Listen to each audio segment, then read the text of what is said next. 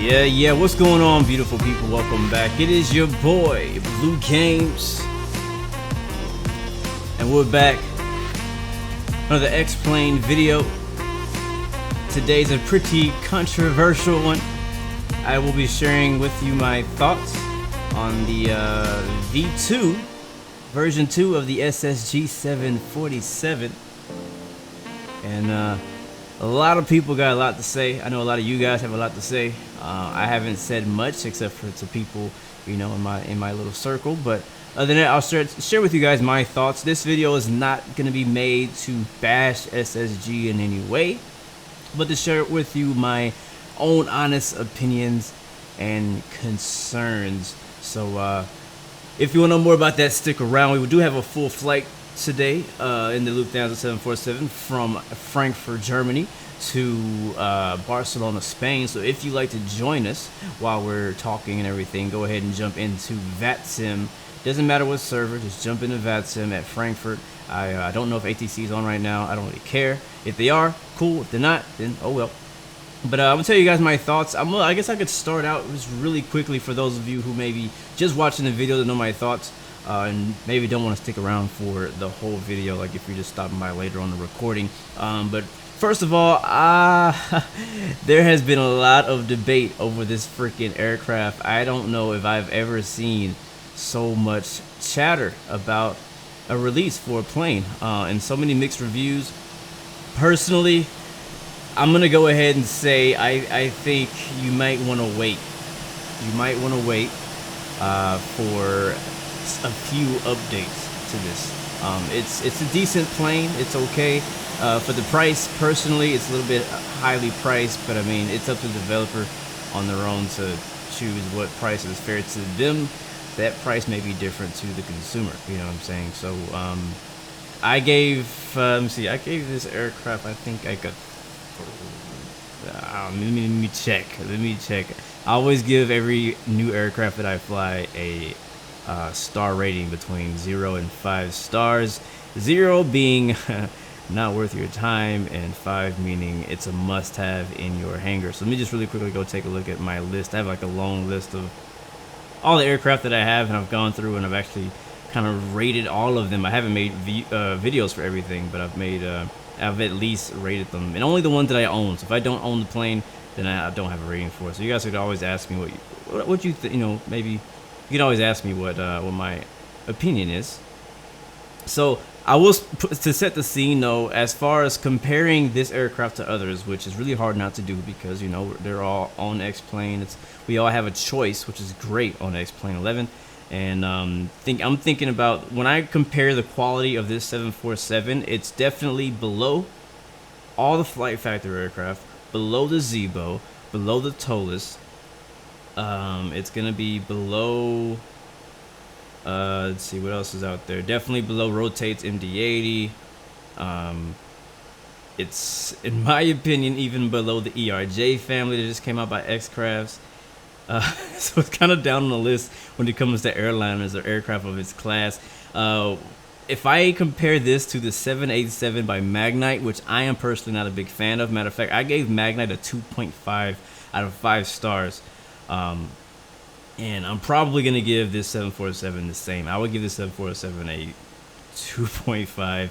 And you'll see why throughout this flight. We're going to do a full flight, start to finish, cold and dark, all that stuff. So if you guys want to know, like, you know, more kind of like a live review, I guess you could say. And a lot of you guys have already seen things. You've already seen videos. Matter of fact, I'm going to go ahead and put a plug out there. I don't know this guy, but if you really want to see a great comparison video between V1.9 and V2, which is the new one that came out, it's a video by, what's this guy's name? I found it the other day, by Cartera Gaming. And actually there's a link in the description right now to his video. His video is the reason why I decided not to make like I guess a formal review. I was like, this guy did a great job. Like, there's no reason for me to make a video. Like, he did such a good job. I don't think I need to go back and do it. Like, this is the same way I would have done it. He does perfect side by side. You get to see the difference between the first version and the second version, and it tells you a lot. So definitely go back and check the video after the live stream. But I'm gonna show you my opinion. So yeah, I'm giving this aircraft 2.5 out of 5 stars. That means you can love it or you can hate it. And that's basically what everybody's saying. But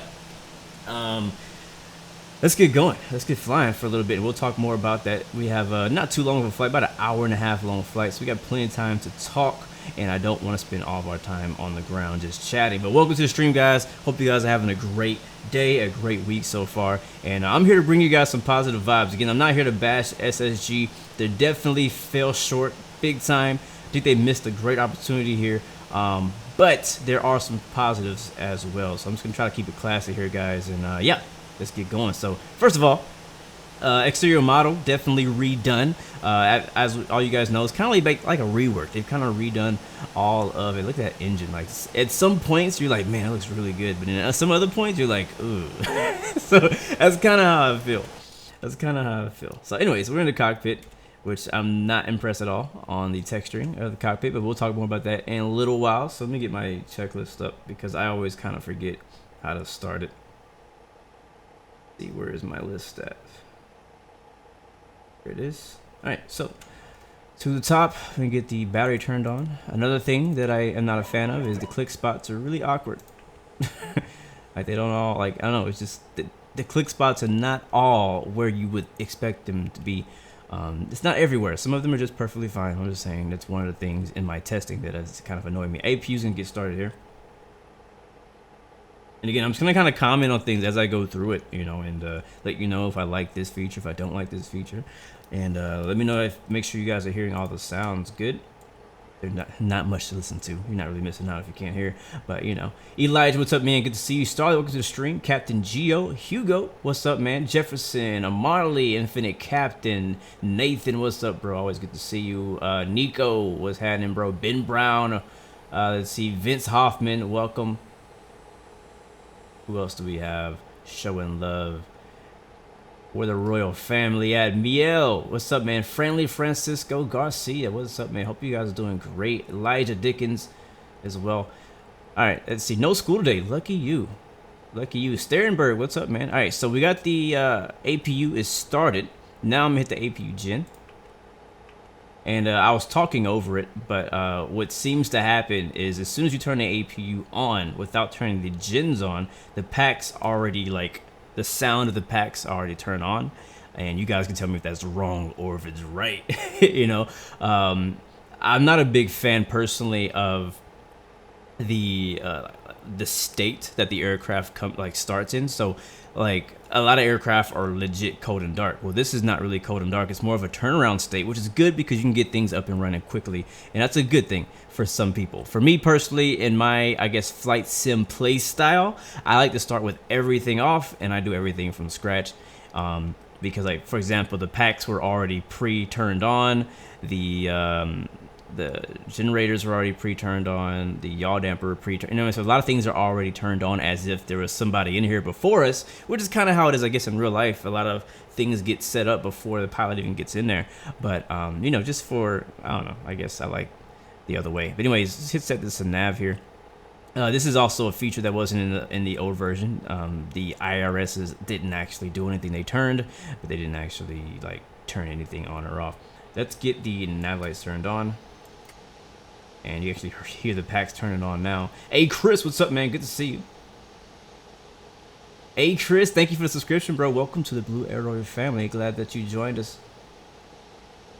Can I do a 787 versus A350 video? Probably not anytime soon, because I don't like any...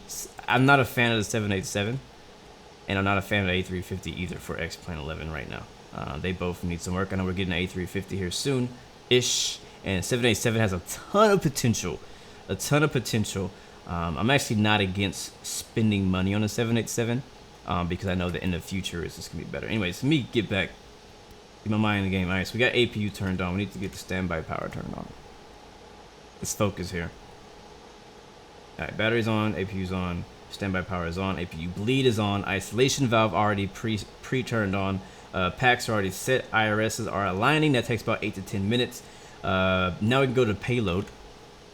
As far as the way the payload is set up, I'm not against it. I'm not upset at it. It's okay. Yeah, I mean, it's been done in a lot of different ways in other aircraft, and this is the way they do it, and I am, like, it doesn't bother me in any way. Some people may not really prefer it, but it doesn't bother me at all. Alright, so for today's flight, again, if you just joined us, we're heading to Barcelona, Spain. I got some beautiful new scenery out there. Pretty excited to fly out to Spain today.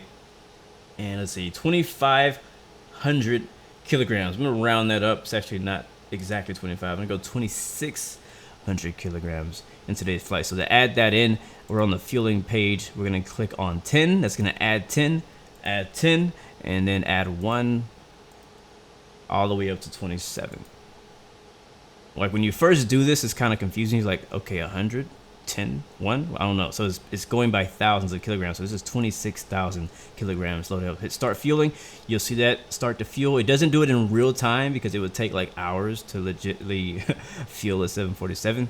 So I'm okay with that. All right, so that's loading up. We'll go to the actual cargo weight now, or the payload weight, which is cargo and passengers. And I kind of wish that we could probably have some more functionality here in the payload area. Because I like being able to see the seats, be able to see the cargo, and I know I don't think we can actually click. Yeah, we can't click anything over here, so we can only really just do it here. So I'm gonna set it to 80%, and then hit load. So that's gonna load up our payload. So again, it's kind of like it's a simple way to do it. It's effective, I guess, but I would like a little bit more customization there, and maybe changing your weight and balance. You know, stuff like that. All right, so ground service, that's just showing all of the doors and yeah, basically the doors. It actually has its own pushback function. I don't use it. I use better pushback instead. I prefer better pushback. It just works better.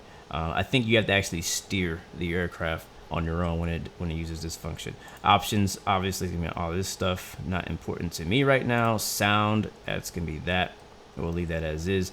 Other than that, we're done with this page. You can see the payload just finished, fueling just finished, and now we're gonna move down to the FMC. FMC, let's see, position initiation. We're starting here in Frankfurt, Germany. Echo Delta Delta Foxtrot. Another thing that's kind of confusing, and I don't know if this is just the way 747s work or if it's a mess up, because usually you would put in your reference airport. It gives you a GPS location of that reference airport, and then you paste that.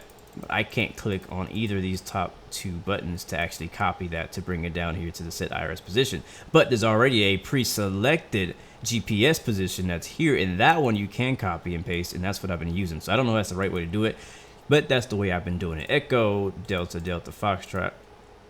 And we're headed to Barcelona, Spain, baby. Speaking of Barcelona, guys, if you're into racing, we are expected to be racing in Barcelona here on iRacing on Thursday. So come back on Thursday if you're interested in racing, because that is race day. We're racing. I hope if I have time, depending on work and everything, I'm planning on doing 2 races, a open wheel race at Barcelona and a NASCAR race in Phoenix. All right, activate that. Execute. And let's see, let's make sure I'm on here. All right, so performance in it. You can click on the top left here at ground weight and cruise CG.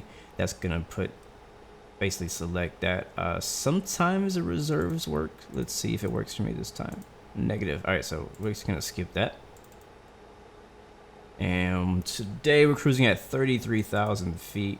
We need to make sure we're connected to VATSIM because yeah, there actually is ATC in the area.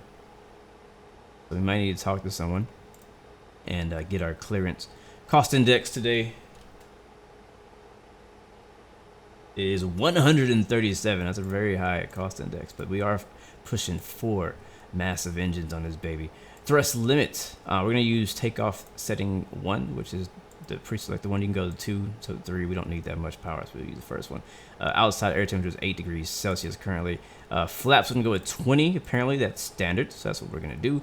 And center of gravity 16.7%. Trim's gonna be 6.8, and that's gonna give us our V1, VR, and V2. So all this stuff works fine so far. I haven't had any issues. I know a lot of people have been complaining about the FMC and a lot of bugs in the FMC, and there has been some things that I've seen that have not been really working correctly, and we'll talk about those as they come up. Let's X Crew, what's up, man? Good to see you. He says 01 instead of, okay, thank you, bro. Let's go back and do that. And this is why live stream is very helpful, because you teach us stuff. So 01. Ah, very nice. So that's gonna reset our takeoff speed. We'll go to thrust limits. Boom. Appreciate that, man. That's very helpful. No, I did not just buy this. I've had this since it came out last Thursday night or something like that. So I've had it. I've been flying it. This plane, I believe, is $60 if you didn't own the first version, and it's like 20 or I think it's $30 an upgrade fee is what I like to call it if you upgrade it from the old one. And we can have a whole discussion on that debate right there, because I personally don't agree with either of those prices. But anyway, let's move on. I don't want to take too long on the ground. I do want to just double check and see who we need to talk to on ATC before we get too far into my flight plan. That's if we have an ATC at all. All right, we do have center EDGG East, and that's gonna be, I don't think they're on actually. Oh yeah, they are. All right, 127.725. 127.72. Okay, I can't go to 5. Hold on. Okay, start over. This is kind of weird too. 12772. I guess we'll just do. Okay, what? Clear? Can I clear? Like, I don't know where my cursor is. Now it's just being weird. 12772, because it won't give me do 5. Let's see if that tunes is in or not. Is it better than the default X-Plane 747?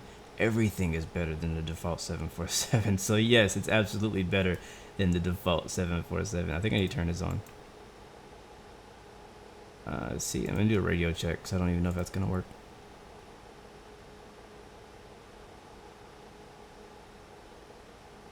Move down to 116 radio check.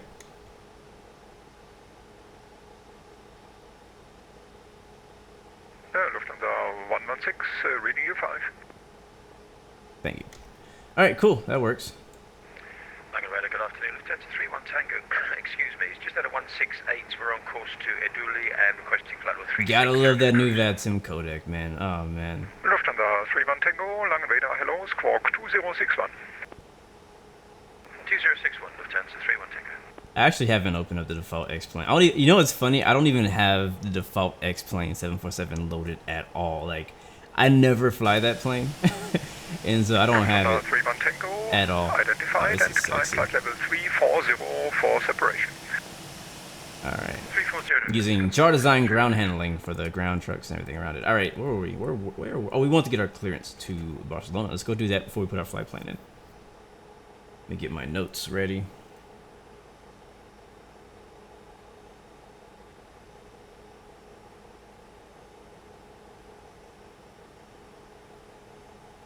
Usually when I fly in Europe, I always get an amendment to my flight plan.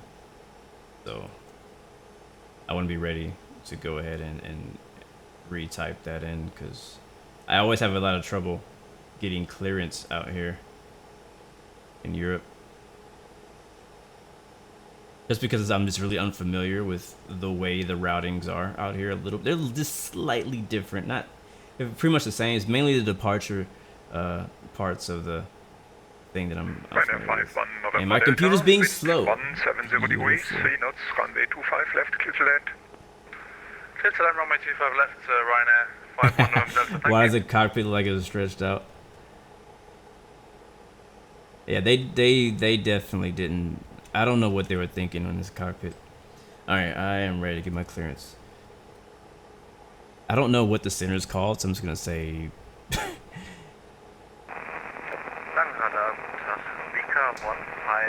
why does it look like P3D? Hey, these are real statements. By the way, I'm also using Traffic Global by Just Flight. I've been enjoying the heck out of that plugin since it came out. Like, we're on VATSIM. We're on VATSIM and using Just Flight Traffic at the same time. So I'm mixing them together. It's only like maybe 3 or 4 aircraft at this airport. So like the rest of the airport would just be empty and lonely. So I added all these, AI traffic through Traffic Global, and it looks a lot fuller. There's aircraft landing, taking off. They're not following ATC commands, anything like that, but it's just some movement happening here, and it just adds to the, the feeling. Coté, what's up, man? Good to see you. Langen Center, thank you, Nathan. Appreciate it. Let me go ahead and call it. Langen Center, look down to 116, looking for IFR to Barcelona. We're at 747. Lufthansa 116, you are cleared to Barcelona via Aneki 9 Lima departure, flight plan route Squawk 2074. I heard that so clearly. Lufthansa 116, cleared to Barcelona Airport via the Anaki 9 Lima departure, and we'll be squawking 2074. Lufthansa 116, retake is correct, startup is approved. Roger, startup approved. Lufthansa 116. Beautiful. All right, and the IRS has just finished aligning, so we can go ahead and put our flight plan in. And I don't know what runway to expect. Let me ask him. What the heck is it called again? Blue what? Langen? Langen Center, Lufthansa 116. What runway could we expect here in Frankfurt? Lufthansa 116, Aneki 9 Lima is for runway 18. All right, just confirming. Thank you very much. Lufthansa 116. All right, 9. We said 18. That's what we already had expected, so that's perfect. All right, cool. Execute. Sorry, wrong frequency. I just updated my nav data with Navigraph, so let's see if that actually works, right? So, all right, routes. This is where a lot of people have a lot of issues here. I'm gonna go to the next page, and so we got Aneki 9 Lima, Aneki, and then direct to what? That's gonna be the Yankee 163. So I actually don't want that direct there. And one issue also that I've been having that I know is going to happen, and I don't know if it's still flying it. We can test that now. But so like Yankee 163, it's an airway, and that's going to take us to Herbie. Right? But as soon as I add it, it's going to change my airway to a direct. And that's kind of annoying, but I don't know if it's actually going to be capturing. Why does it have a Neki twice? That's not cool. So yeah, but anyways, it changed it to direct. It got rid of the airway and just went direct. So Yankee 164. You know, when flying in Europe, there's freaking airways to everything. So that's definitely an issue. Mopan is our next waypoint. Try to put these in pretty quickly, but I don't know if it's just saying that, but it's still giving us the airway or what. You guys can let me know, because I know some of you guys have tested this plane as well, and you might know a little bit more than I do. 170 degrees, 3 knots, runway 18, clear for takeoff. Runway 18, clear for takeoff. Infinite Aviator, good to see you, man. Pop-up FMC. How do I do the pop-up FMC? I don't know how to pop it out. I've just been using it like this. Mopan Y1642 Oben. I'm gonna be honest with you. I actually like German accents. Like, I didn't know that I liked them until lately. Uniform November 869. Give me on the next page. F8. Okay, gotcha. Thank you. To Nemos. Wait a second. What? Hold on. What? I'm confused. Direct to Olben, right? And then we put UN 869. Let's see, UN 869. Actually goes to the next page. It won't let me go to the next page. Alright, I'm gonna use the this version. Can you guys see that? It's like a new window. Yeah, you can see this. I'm underneath it though. Let's move over here. So it's not letting me go to the next page. Thank you. FMC is less buggy. Route. What the heck? Why? Oh, I'm on route 2. Alright, route 1. Honestly, the pop-out FMC looks more like, it looks better quality than the freaking FMC in the 3D cockpit. Alright, routes. Okay, I'm having some problems now myself. This has actually never happened to me. Speedboat 901, identify Legs, flight level 360. route. Okay, there we go. Okay, there we go. Next page. Alright, so now I gotta type it in again. UN869. There we go. Nemo's. That was weird. I don't know what I did. But that was weird. Right, after that, we actually do have a real direct. So GVA, Golf Victor Alpha. Taxi stand Victor 118. And then Ballsy. Mike Tango and Lima, Ryanair 51 November Delta. So far so good. All the waypoints are actually being put in. Like they actually exist. It's not telling me that they don't exist. I had a flight earlier and it told me that a bunch of waypoints didn't exist. Like my navigation stuff was out of date, and I'm like, I just updated that, bro. What's your problem? That was in the US. Divco. Uh-oh, what happened? What'd I do? Did I just delete that? Wait, did I type something? There's no MTG. Let's replace that. Divco. D-I-V.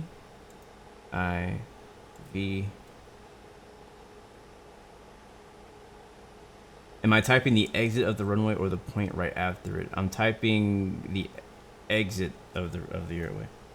I think that's the right answer. There we go.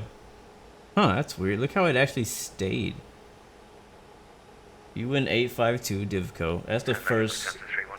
This thing is so inconsistent. Uniform November 975 will be next. And then Bisba, which is the first waypoint for our arrival into Barcelona. That is so weird. I put in all these airways, and now at the end of my flight plan, it decides to be like, hey, these are airways. That's so weird, right? All right, so that's our flight plan. And now we can go to departures and arrival. And we're expecting, so this is kind of funky right here. So if you don't put the runway you're landing at first and the runway transition, like this other stuff won't even work right. So we're expecting, SimBrief is giving us, I'm not going to say we're expecting, but SimBrief is expecting to give us runway 25 right. So that's going to be the ILS 25 right. Let's keep going down till I see ILS 25 right. I think there's a Zulu. I'll probably do the Zulu. I think I missed it. There it is. 25 right. Zulu. And then we need the transition for that. Let me go look at Navigraph real quick. I don't remember what it is. So is that X Cruiser because of the pop-up? It's like actually working in the way it's supposed to. So the pop-up version is better than the 3D one. Because I kind of jump in between. You like I said, I've been using the pop-up one this whole time. I think our Kalela is probably going to be the best place for us to enter that. We're going to do something. Is it okay if we go on Unicom now? Which is CLE. Speedbird 901, remain this frequency. The ILS runway. Is it okay if we go for approximately like 5 minutes? Speedbird 901. That one says Yankee though. Oh wait, no. Fine, we'll do this one. And we'll change this to ILS 25 right Yankee. Viking 1925, roger. I hope I did that right. I'm very confused on what I'm actually choosing now. Am I choosing my approach or am I choosing my approach fix? I'm just gonna pick this. Okay, I'm choosing my approach. And then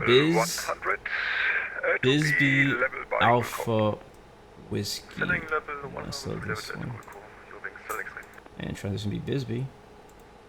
And that should be it.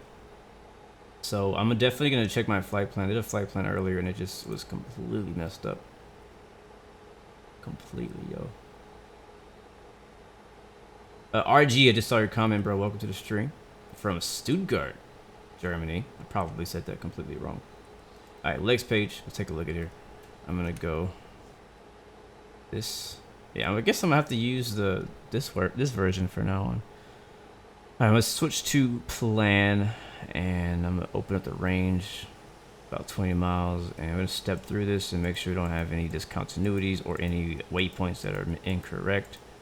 And so far, it all looks good. There's our top of descent right after Tupac. Oh, what was that? There's Divco. After Divco, it goes to Nildu, and after that, there's the ILS over there, but it doesn't actually connect. It's like there's nothing there. So I think my ILS is inputted wrong. The 901 on the back.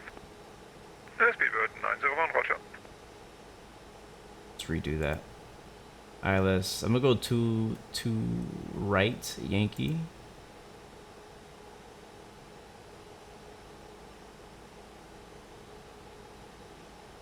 Yeah, we should re-put those in.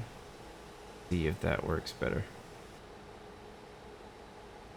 It's not giving me my fixes to go on to my approach, which is really weird. Contact now, current arrival on 135.35. Bye. Alright, legs page. Let's try that again. 5, links to the XLF job. I don't know. We'll leave it as is. We'll figure it out on the way. Oh, I didn't hit execute. You're right. I don't know if it's going to change anything. Nope. Alright, well, I mean, it gets us close enough.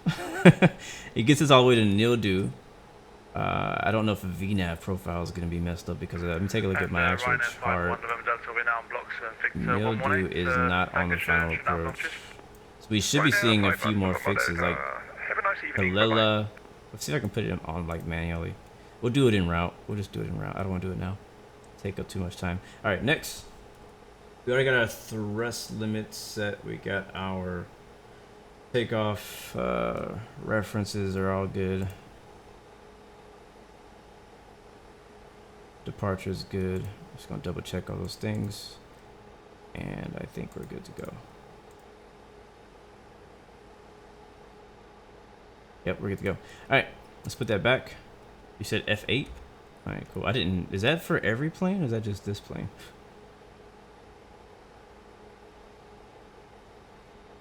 And now we just need to go ahead and check on the overhead. Make sure our window heat is on, which I think it's going to be automatically on.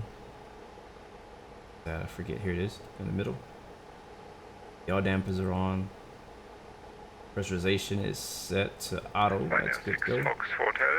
Air conditioning is good. Seatbelt signs are way down here. 122.8, transponder. Oh, he did give us a transponder code. It's 2074. All right, beautiful. And we'll go ahead and call the pushback truck.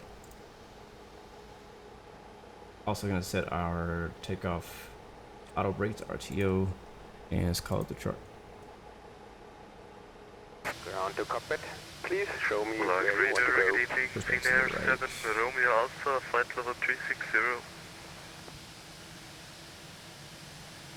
Kind of stay in our little lane here. Finnair 7 Romeo Alpha, long radar, hello, Squawk 2100. Ground to cockpit. 2100, Finnair 7 Romeo Alpha. And we'll tell all these guys they can go. Actually, we'll shut the doors first.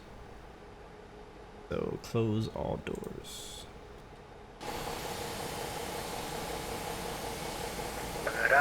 And we are using X and Navarro for our weather today.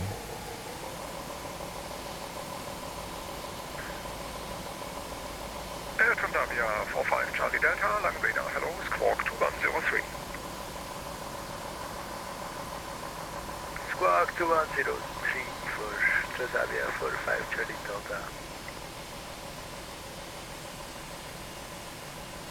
With down to 116 heavy, we're ready to push and start.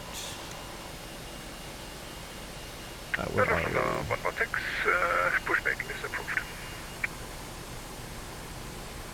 Okay, all doors and hatches are closed. Ready to connect. The 921, we like have to go for approximately 45 minutes, so would it be okay if we now monitor the Unicom? Good, good. I can't let you off the frequency now, so possibly in about 10 minutes from now. And if you want to go right now, please log off. Gotcha. I love watching all the stuff like drive away. It's just really cool. It's a great day out here in Germany. It's actually the sun is actually setting currently in real time. But I set the time back like 3 hours so we can have some daylight to fly in. We might have a sunset approaching to Barcelona. I'm looking forward to that, absolutely. Taking 1925, I would have to have you on an odd level before you go into Switzerland. So would you like 370 or 390? I think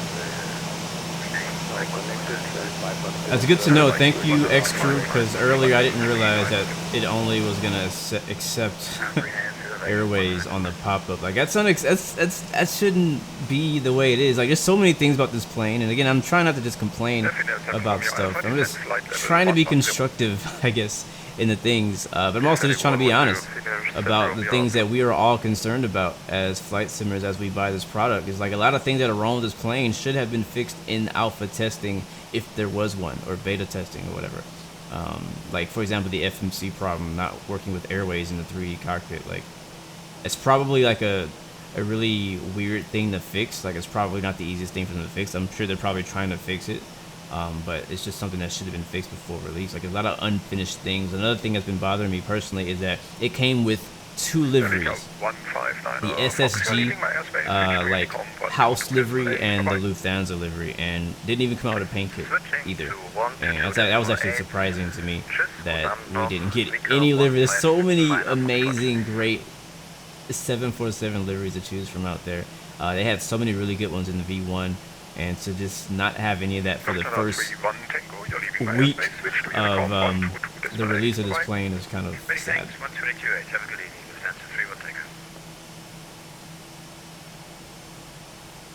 The Vortex Generator, you're going to get ground handling deluxe, but you saw that there's a freeware being produced. That's cool.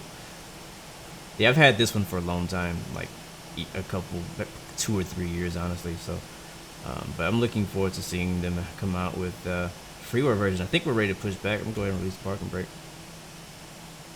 Starting pushback, and you may start the engine. Roger, roger. Alright, no traffic behind us. This is a good looking livery though. With downs, I like this one. And another issue that I've been having with this plane is low frame rate. It takes a pretty dramatic hit on your frames.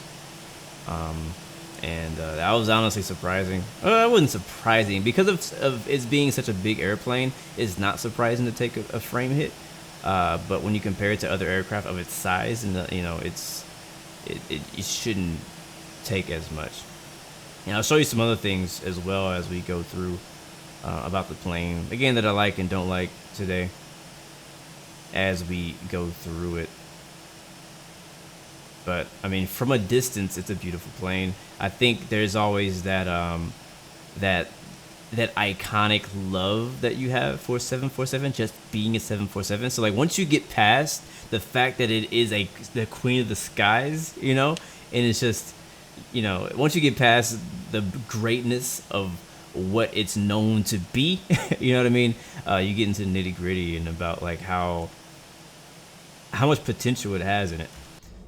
All right, let's get the engine started. It's a very simple process. I don't know that it's the correct one, but it is very simple, so very easy to start for beginners, and I think that's a good thing for some people. So I'm gonna go up to the top here, and one thing I didn't do is you need to actually set the auxiliary pumps for 1 and 4 to auto, or the nose wheel steering won't turn, which I'm actually surprised that it's been working without it, because I've done a flight before where I forgot to do that step, and it just pushed me straight back. All right, beacon lights should have been on. I forgot to turn those on. Actually, they are on. No, they're not. They're off. Usually, you would turn the fuels. This whole center section is a fuel. But what's funny is you can actually turn the plane on without doing this step. So there's a lot of things that I feel like it's missing. Like they talk about how the fuel system is better and improved and it's all good and everything. But I'm like, how is it improved if I can turn the engines on without fuel pumps? Like that doesn't make any sense to me at all. Your clearance will be ready in a second. Yes, I do agree. NumK9R. There's no competition. This is the only 747. This is the only payware 747 in the market. So it's like, hey, if you want a better than default 747, you pay $60. You know what I mean?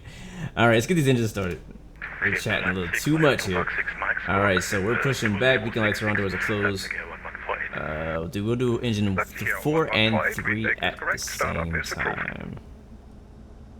Also, usually you would turn the packs off, which I'm going to do anyways.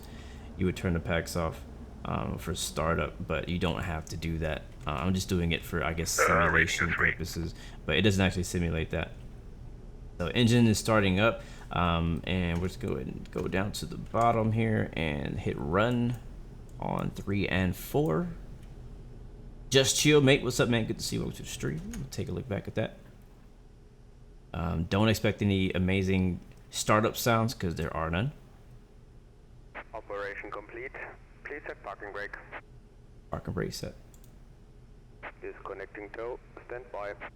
So like there's a lot of room for improvement in the plane, and it reminds me of the 787 development. You remember when the 787 by Magnite first came out and we were like, oh yes, there's a 787, and then you bought it and then you flew it and you're like, oh no, it's not done. Like it's so incomplete. It doesn't do so many things that we feel like it should do.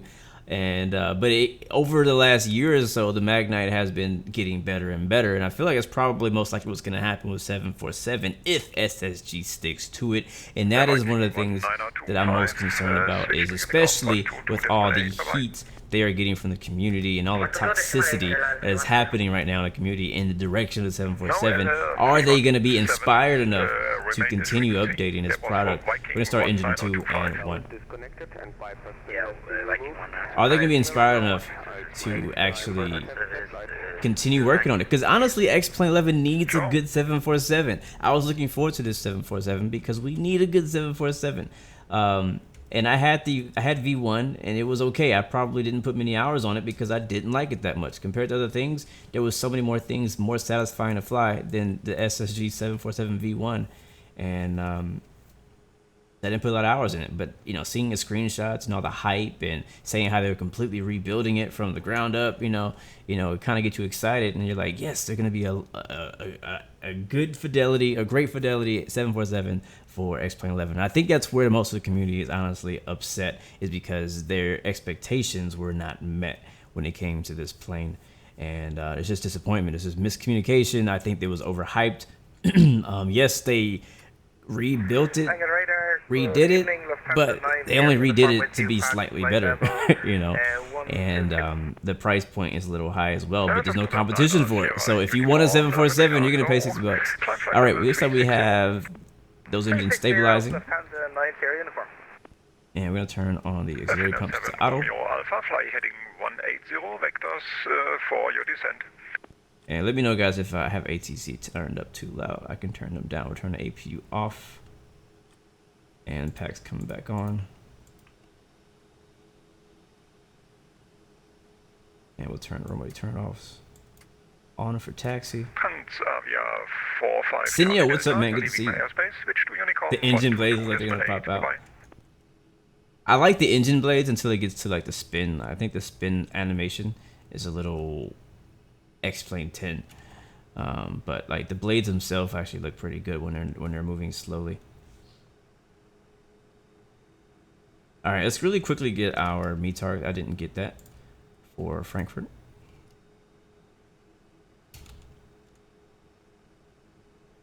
QNH 09908. That's gonna be right here. I can go ahead and turn this. First, I'm gonna switch it to HPA.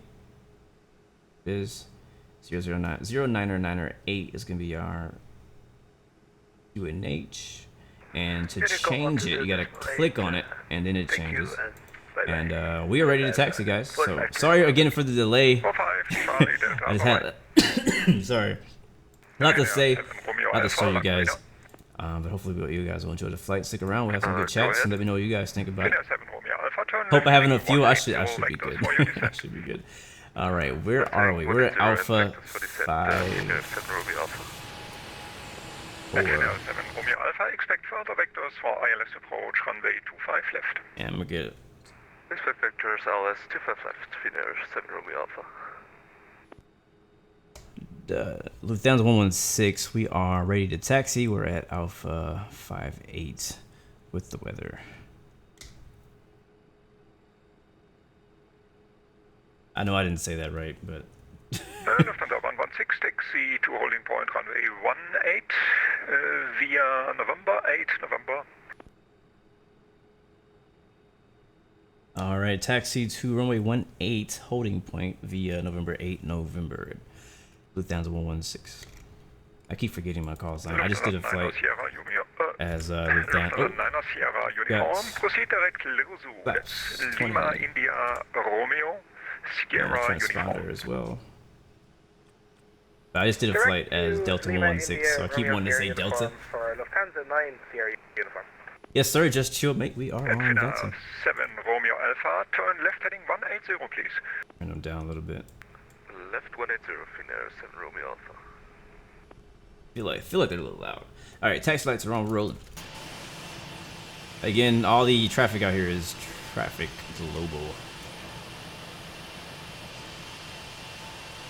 One of the things I like a lot about Traffic Global a lot is that it has accurate airlines at the gate and at the right gates.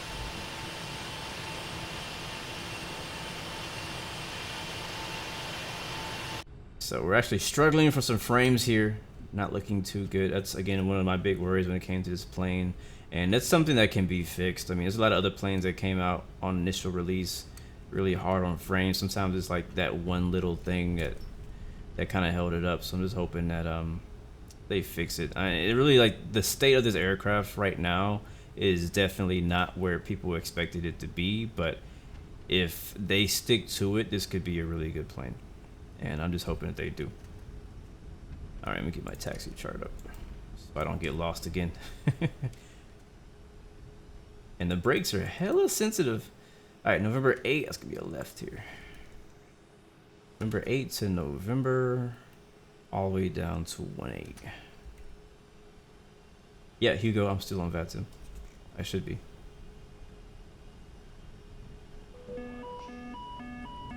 What is that noise? Fuel override 2 off. I don't think I need the fuel override anyways.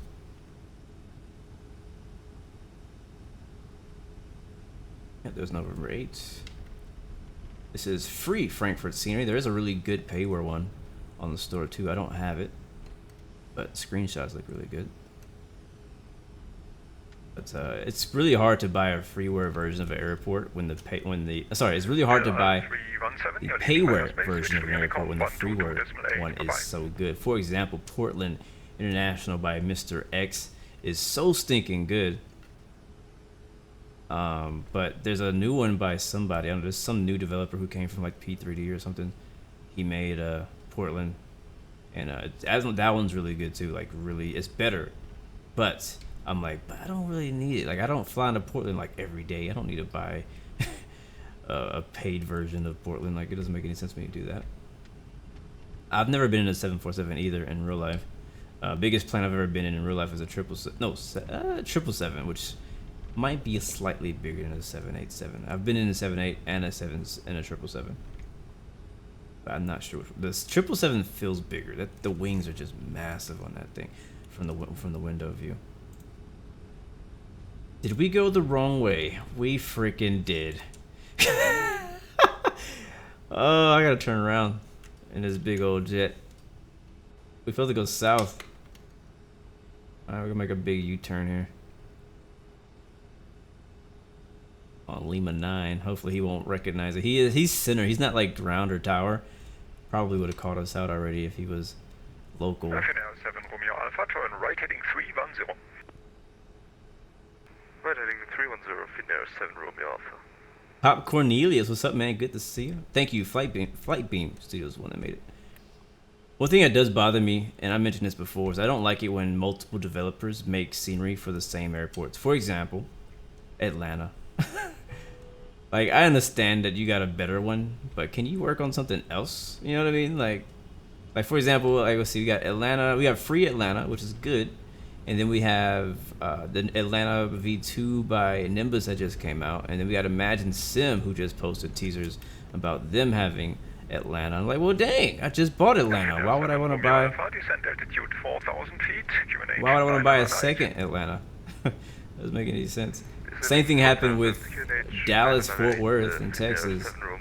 There's like 4 different developers who have made and are making Dallas. I'm like, bro, freaking like go somewhere else. There's plenty of dope airports out there to make. Please don't make the same airports more than once. Who is Caleb? I am. Why don't wait? Who are you talking to me? Bro, you don't know. I got the best taxi skills, man. My taxi skills are on point. You know this. You know this. Nobody gets you there like Blue does. Yellow lines are just recommendations. My way is more efficient. How do you get the window view? I use another third-party add-on called X Camera, and that's what I use for my window views and all my views that you'll see me use. Look at that long line. Oh God, there's gonna be traffic ahead of us, isn't there? There is a long line of traffic. The fans, continue turning, heading 340. Continue heading 340, Finnair 7 Romeo Alpha. I was just signing runway 18. There's another plane taking off. You see what I'm saying? Like, you see how much more alive the airport feels? Like, yeah, I'm on VATSIM. Yeah, there's people here on VATSIM somewhere. There's some people. I saw like 3 people, but the airport feels so alive. The aircraft crossing the runway over there. The aircraft that just got here, United in the 777 over there. You got a bunch of planes parked. You know, I mean, it just really feels alive. And I've at first I was kind of like on the fence about this plugin, Traffic Global is what I'm talking about. But after using it, and they also updated it, I think early at the end of last week, so it got a little bit better. It has a few enhancements. There's still some work to do. Still not perfect. Most of these plugins and add-ons and planes we get, guys, are just, they don't come out perfect at the beginning. It takes a little time and development for them to get better. You just want them to be at a good state when they first release it. You are identified, and your flight plans is you wanted to request flight level 390, confirm? Yes, we did previously, but is it okay if we stay at flight level 360 for now, Ryanair 3 Quebec? Yeah, I was cleared to runway 18. Let's see where we are. Did I pass it? No, I didn't pass it. I think we're actually on Lima. We're supposed to be on November. Oh, whoops. I'm so glad he's not paying attention to me. We're supposed to be on the next taxiway, not this one. Can I get over there? Yeah, we'll go over there. Left heading 280, clear Dallas, 25 left, Finnair. Yeah, man. Congratulations to Lewis Hamilton. 6th championship. Honestly, it wasn't until this year that I even liked the guy. I didn't really like him before. I was like, he's winning too much. And I still think he's winning too much. It's just not fair. But he didn't have enough competition. So this year, he was finally getting some like legit competition between, you know, Ferrari, Leclerc, Vettel, Bottas, even giving some competition. You got Verstappen now up there giving him competition. So this has been a good racing year, I feel like, for Formula One, where it hasn't all been just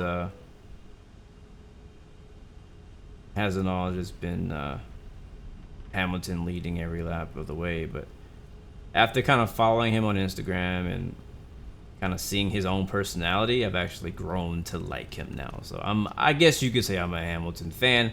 I still want somebody else to win. But I like the guy.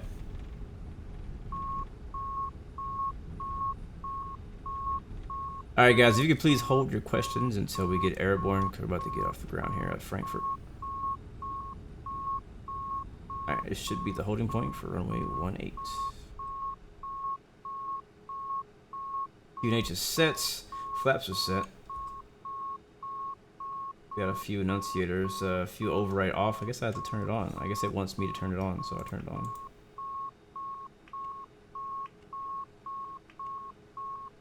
Alright, that's gone. Auto brakes is at the RTO. What is it called? Landberg or something like that? I was gonna say. Look down to 116. We're here at runway 18, ready for takeoff. right. Wind is variable with 1 knot, runway 18, cleared for takeoff. Clear to takeoff, Lufthansa 116. Alright, Atlanta lights coming on.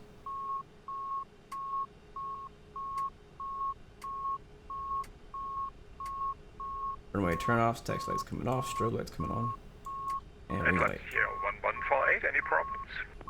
You probably can't see that, but I can. That's what matters. I'm sorry, habe hier technische Probleme. I don't know why I'm getting all these weird noises in the cockpit right now. I know. I don't know what that annoy. I think it's the ILS or something, which I'm not tuned into. Not sure why it's on. All right, here we go. We're rolling. Hey, you hush. Too much power.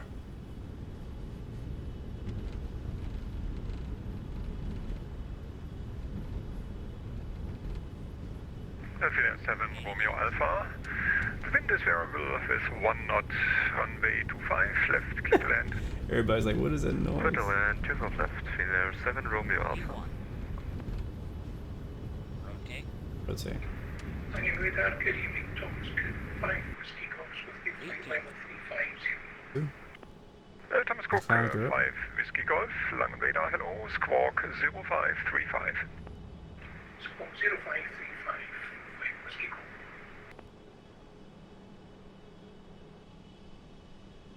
I don't know why it's so freaking quiet.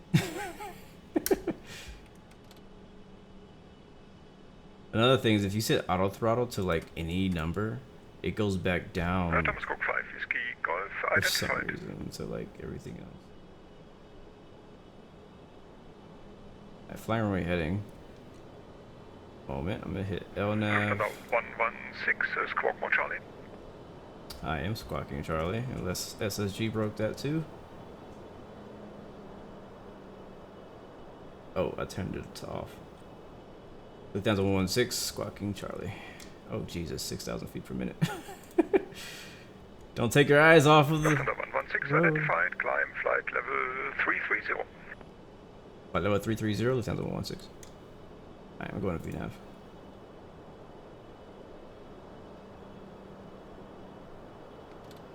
Alright, flaps coming up.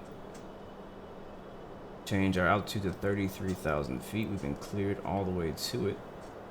Flying through the clouds now. I want to commend xMRBluemc on their 1.12 release.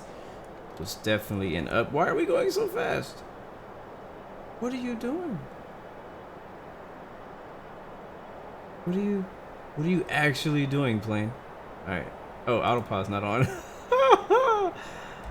Ah, it's so funny. User error. Sorry, that wasn't them at all. That was me. We need to slow down. We're going 300 knots at 3,000 feet. That is not okay.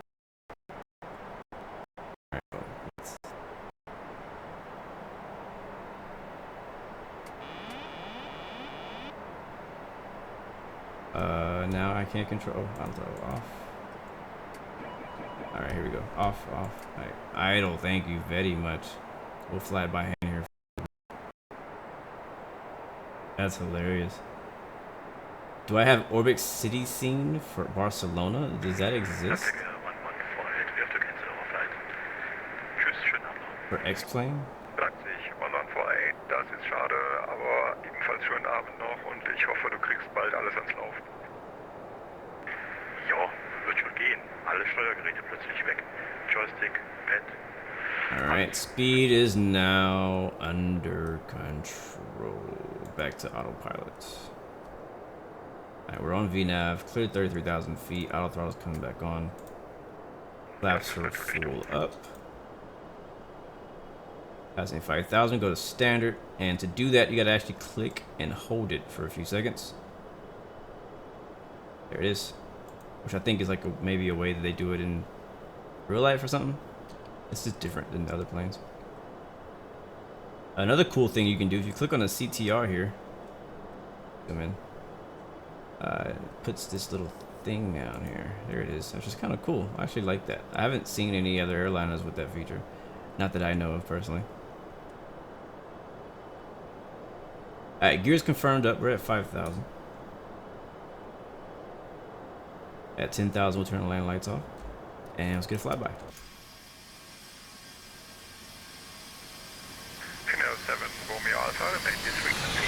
Taxi to gate Delta 1 via Mike Tango, November East, November.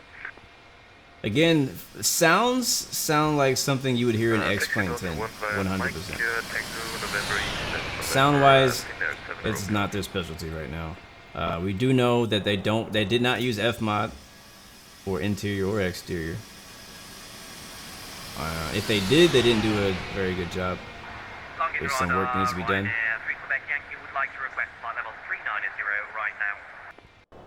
Work needs to be done there. Man, these clouds are gorgeous.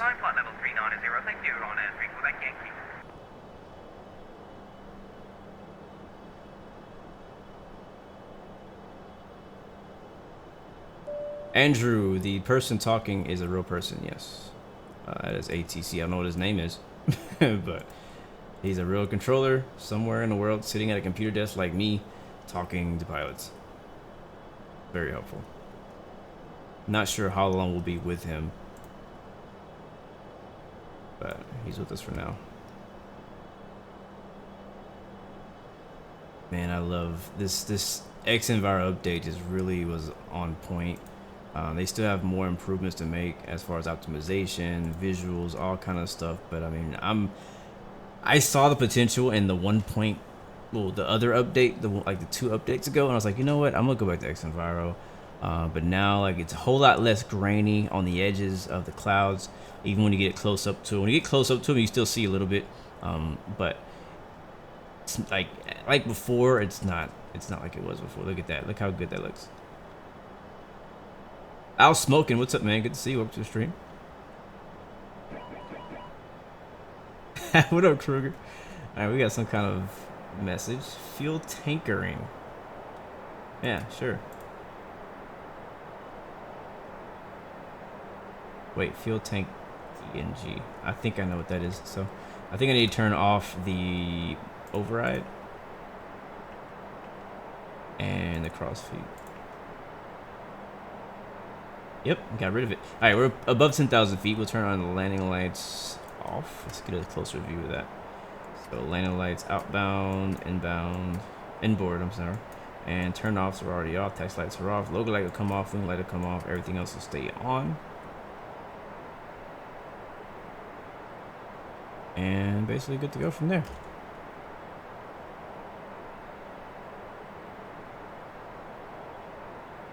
Why did I have crossfeed enabled? It's enabled by default, so I didn't turn it on. It was already there. It was already on.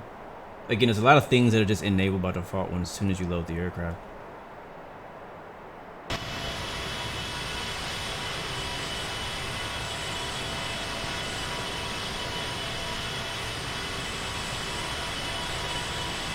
Langen radar 5 Alarm 06 Traffic 720 inbound.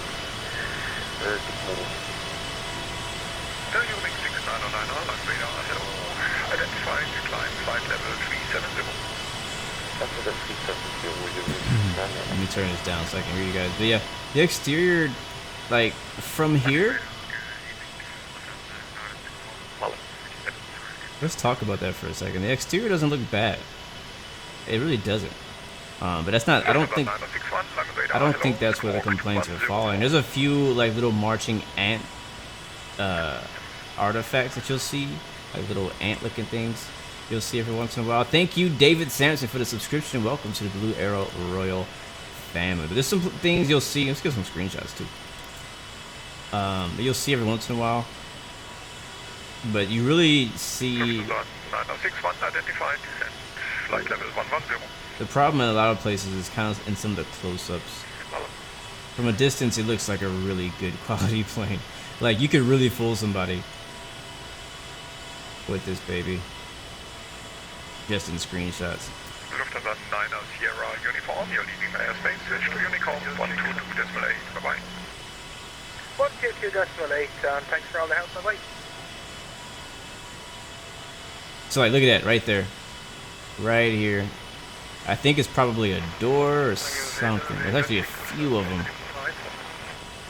You see these little like stuttery, staticky looking things. I call those marching ant artifacts, and so like that's something that really you don't want that in your plane. Like that happens a lot for X-Plane10 aircraft, but you don't see that as much in X-Plane11. And whatever is causing that needs to be fixed. But I'm pretty sure they're already aware of a lot of these things, because I've already seen somebody actually post about it. This is my first time seeing it myself. So it's all up here. There's one down here right below the windshield wipers, which don't apparently exist. I just noticed. Oh, here they are. Sorry. Here's the windshield wiper. It's not a shadowing, because I have my shadowing turned off. We'll take a look at the inside too. We haven't looked at that yet. Yeah, little things like that. There's just some things that work, but some other planes have the same problem. Like there's a lot of Coronado aircraft that that I've reviewed that had that issue at the beginning. I wish Zebo would make a 747. That would be a good plane.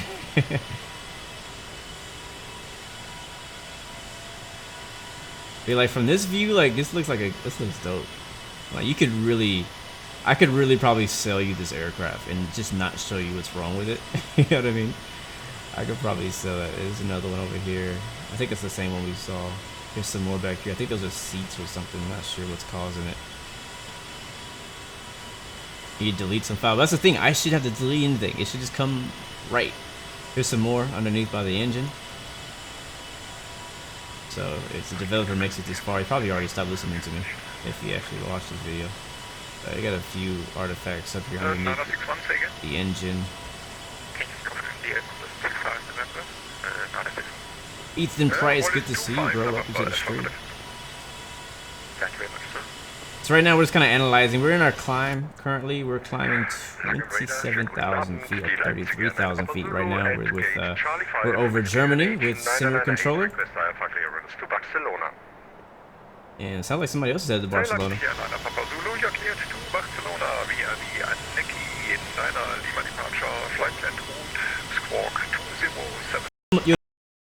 On other planes, and it's just something that they need to fix. There's some more. I think that's the cabin, like I said.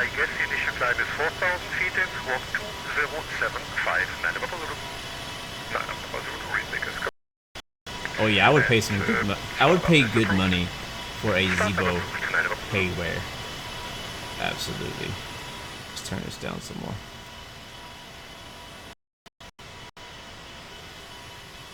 I don't care. Let's see what else we got. Again, if you want to see some more differences between V1 and V2, I have a link in the description of a guy's video. What was his name? Garrett or something? Partera Gaming, something like that. It's in the description. He has a really good video showing the differences, like up close, the differences between V1 and V2. And some of them are very slight. A lot of the changes they make are very slight. Here's on the left wing.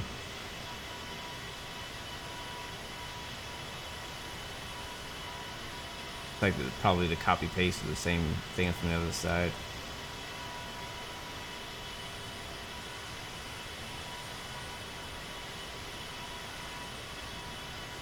I'm not sure if yeah, maybe it was actually maybe the PBR could be a little bit more enhanced or enhanced completely.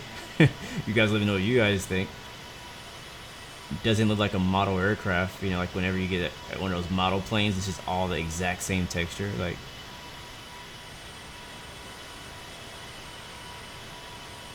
take a look at the back end here.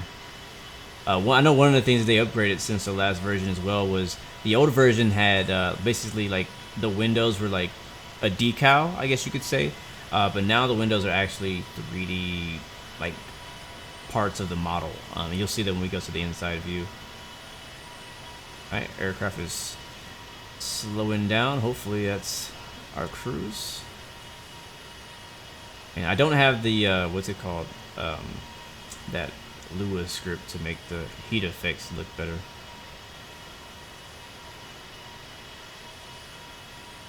Doesn't look that bad right here on the horizontal stabilizer. Kind of some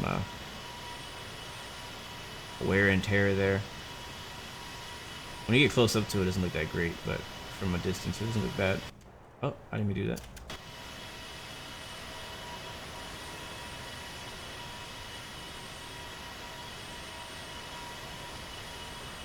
But really just picking this thing apart.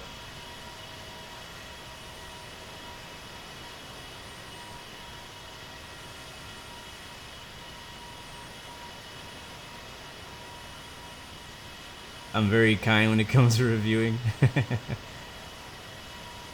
I mean, I gave this one a pretty low rating, but I don't know.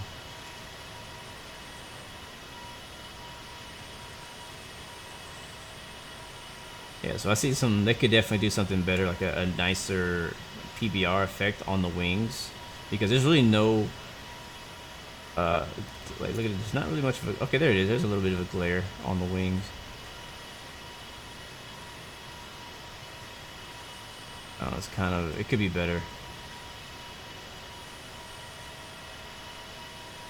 For sure.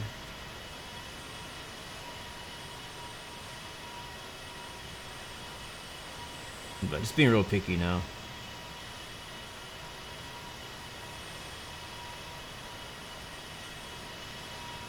This is a good screenshot.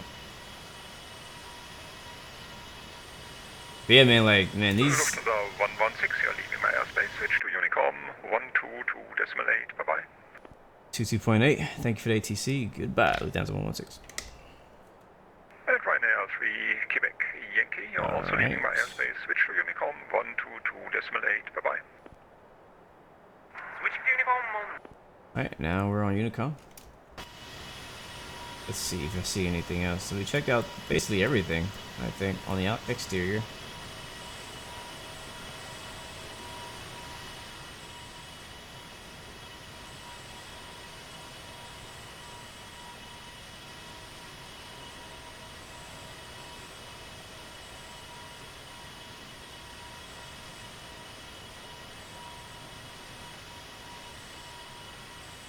Yeah, it's... Texture was definitely not one of their strong suits. I think it has something to do with the speed breaks, is what those little artifacts are. But texturing definitely wasn't one of their strong suits when doing this aircraft. Even though they retextured it, they need to retexture it again. That's my opinion.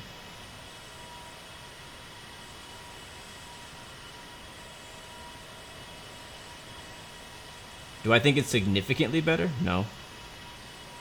Better? Yes.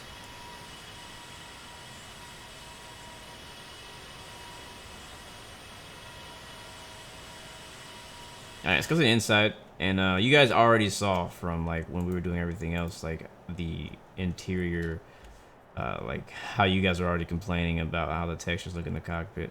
Really quickly, let me see how much time we got left. We have an hour left in our flight. We are flying over. I don't know where we are. We're not far from Zurich. It's south of us right now. But anyways, yeah, let's take a look. Let's see. Do I have a view? Let's make a new view here. We can kind of walk around. X camera. Add view.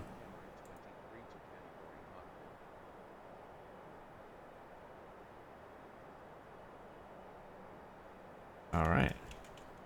So yeah, man, I think one of the biggest misfires with this plane was whenever they said and advertised that it was all new textures, all new modeling, I'm like, okay, we got, it's gonna be pretty dope, right?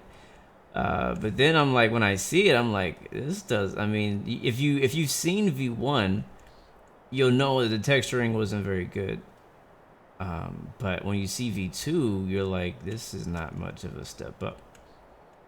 One of the biggest things is these seat covers. Yeah, look how horrible that seat cover looks. Pretty darn bad. Bubble Boy, meow, what's up? Welcome to the stream. Thank you for the subscription. Welcome to the Blue Arrow fam. Oh, you can't buy V1. V1 is no longer for sale. So if you decide to buy a 747 for X-Plane11, you're going to be buying V2 full price. Yeah, seat covers, this like the furry look, like it just looks, it's super low resolution, as well as the side. Like I should be able to read that, in my opinion. What else we got in here? I mean, yeah, it's just, I don't know, man. I mean, it's pretty obvious just looking at it. It's just dull. That's what it's like they just put the same texture on top of everything. There's not a lot of character in it. The yolks look really cartoony, for lack of better words.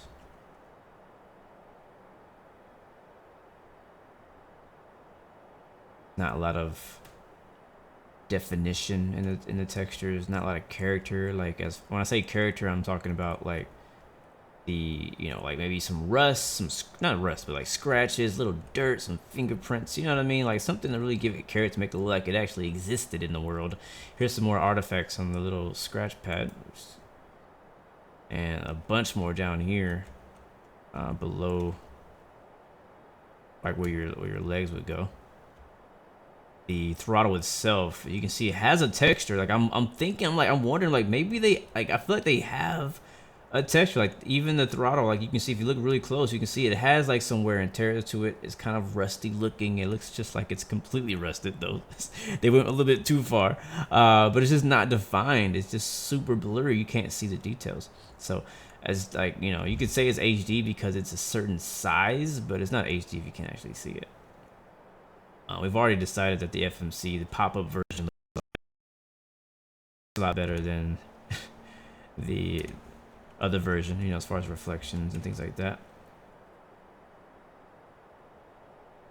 I think the major area that they've made changes, and I salute them in this, honestly. I know I've been saying a lot of negative things about it, but there's some things they did well. They did good. They've improved, I guess you could say, and that's in the system.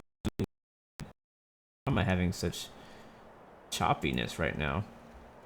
But in the system, so like when it comes to like all these screens, they've really spent a lot of time. I feel like that's probably where most of the time has been delegated, was into really making these screens more improved, more options, more information, more accurate information. I'm not going to go through all of it right now, but I've gone through it already and seen it, and it's definitely improved. So like if systems is something that you're really interested in, the whole aircraft systems are not really complicated. They're pretty simple for the most part.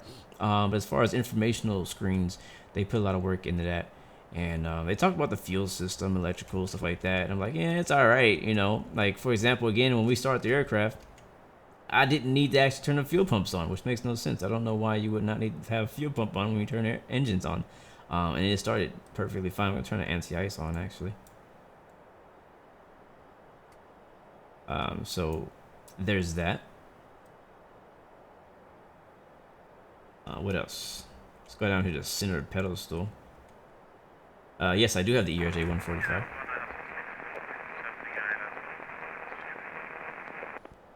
So it's just, I don't know.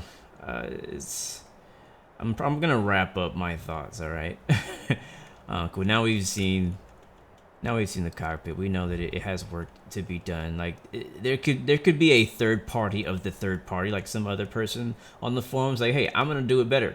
And they go back here, they take the plane, and they, you know, kind of like how Tolis has like a replacement for the cockpit. A lot of planes have like little mods which you can get for free from on the forum, where they enhance and make things look better. I don't feel like it should need that. Like no plane should need that. Like you should be good right out the bat. So we can head back here. I think this door does open. Yeah, even when you're in flight. Take note. And it does have a cabin, and the cabin is just as impressive as the cockpit, which is not that impressive. But I'm glad that they at least modeled it. Like, I'm glad it's better than nothing. It's better than the old version, which had no cabin at all. You'll see in a second what issue I do have back here. But the thing is, like, they've made some improvements in this plane, but for every step forward that they took, I feel like they also took a step back because they didn't really commit. I feel like they didn't really commit to anything, except for maybe the system slightly. So a really cool window view. Beautiful out there. Oh my god, the beauty of XEnviro. I can't wait for Microsoft Simulator, guys. You think these clouds are sexy? Oh man, you guys are gonna freaking wet your pants when you see Microsoft Flight Simulator. You got some TVs back here. They're very blurry, so you don't know what they say. I think this side is backwards, which is understandable. Zebo's the same way. Yeah, so there's that. I don't know if you can customize that in the livery. That would be nice. That'd be a cool little addition to be able to customize that in the livery. I know there's some more like weird artifacts on one of these doors. Not sure which one it is. The overhead cabin, which again, like, it kind of depends on how important is this stuff to you, because I mean, honestly, you're not gonna spend a lot of time back here, so it makes sense to not spend too much time in the back as far as a developer on developing it. But at the same time, I almost feel like, you know, just some people are gonna go back here and complain that, hey, that these doors up here don't look good enough, like the quality just looks too low. And I understand, like, there's always the balance between performance and quality. But I feel like I feel that they definitely cut some quality. There's some gaps that we shouldn't see here. We would be dying right now because of pressurization, because of that hole. But I feel like there's areas where they kind of cut, I'm not gonna say cut corners, but they kind of cut down quality for the purpose of optimization. But I'm not seeing my optimization actually be better. Like, I feel like I should be getting better frames for the amount of quality I'm getting. Like, I'm okay with this cabin if I was getting maybe 10, 15 frames better, honestly. I would be okay with it. But this is a cool part back here, actually. I really like this part back here. You got the little flight attendant area where they, you know, set up the drinks and the food and whatnot. You can go all the way back here. Texturing back here is lacking. There's a few nice textures, like the doors down here definitely had some attention given. When it comes to the walls are really basic. I don't know where the light is coming from, but there's a shadow in here that shouldn't be here either. It might be from that door being open. Back here, the coffee machine, it looks okay. Has a reflection of the cockpit on it. That's kind of weird. Not sure why that is, but, you know, it's probably an X-plane thing, like with the reflection. I don't know. I don't make planes. I don't know how that works. But one cool thing is you can actually walk yourself downstairs, and that is, when I saw that, I was like, this is cool. This is actually really cool. You know, because I'm the kind of person who likes to, I'll do a flight. I will set the camera up at the window view, and it'll just sit there for hours while I'm working, you know what I mean? And so I spend a lot of time in the cabin, probably more than some people. I don't go like walking around every flight, like, you know, pretending to walk into the bathroom. Like, I don't really role play like that often. But it's just cool to be able to do that. So I like that they have the stairs incorporated here. You can actually go down the stairs, and that's really cool. And these doors right here do open. I don't know if I can open them in flight. I'm a little scared that we might lose pressurization if I do. I don't know where the click spot is. Maybe I can't open it. Yeah, I don't think I can open it. But there's that. So now we're downstairs. But here's the issue for me. And again, whenever I say they take a step forward, take a step back, you're like, okay, dope. They have a really cool cabin up top for first class. Well, that's it. Like, this is where it ends. This is basically as far as you can go. You go downstairs, you can go to the doors, and you can't actually walk into the lower deck. And I want to see a lower deck. I personally would like to see a lower deck. Crew rest area is not simulated. Not even the regular passengers like me and you. When I go down here, it's gonna be boom, wide open. So now, again, now we're seeing one of the issues with the aircraft where there is no lower deck cabin. And again, that's something they can add on later on. I understand that. I almost feel like in some of these store notes that they need to also include known issues, which some of them do, and known and things that'll be coming soon. So like if they would have said, hey, we have a fully retextured aircraft, fully remodeled aircraft, and new cabin, lower deck cabin coming soon, you know what I mean? Like if they would at least be like, hey, like we know these things are missing. Like, let them start the conversation. Don't let the community come through and make a fuss about you not having a cabin when only half the community even cares that you got one. You know what I mean? So again, I mentioned how the doors are actually modeled into a 3D model, which I think was smart. Because if I actually go outside and turn around, that looks a lot better than the old version. Because that's actually 3D. You know what I mean? You can't see really anything inside of it because it's just reflective. But there's obviously nothing in there either. Now we know that. But yeah, I think it'd be nice. I don't know how much of a performance hit it would take if they added a cabin throughout the whole 747. But I think that would be, that's something I think they should do. Absolutely. And so again, moving back here, there's another 3D area. Basically where all the doors are, it's modeled inside, but it doesn't allow you to go into the curtains. So the curtains kind of block off the cabin and show like, hey, so there's nothing else beyond this point. But again, I just want to show you guys everything. Like, I want you guys to, you know, if you haven't watched any other videos already, because there's a lot of videos out there. A lot of people have been talking, a lot of mostly bad reviews. There's a few fair reviews out there, in my opinion, but mostly bad reviews. But I think that it's good. You know, if you're considering buying a 747, you need to see everything. You don't want to just look at the trailer where it only shows you the positive and the good parts of things. You want to actually go through and see, hey, like, I think this is actually already set to my wing view, which is a really cool view.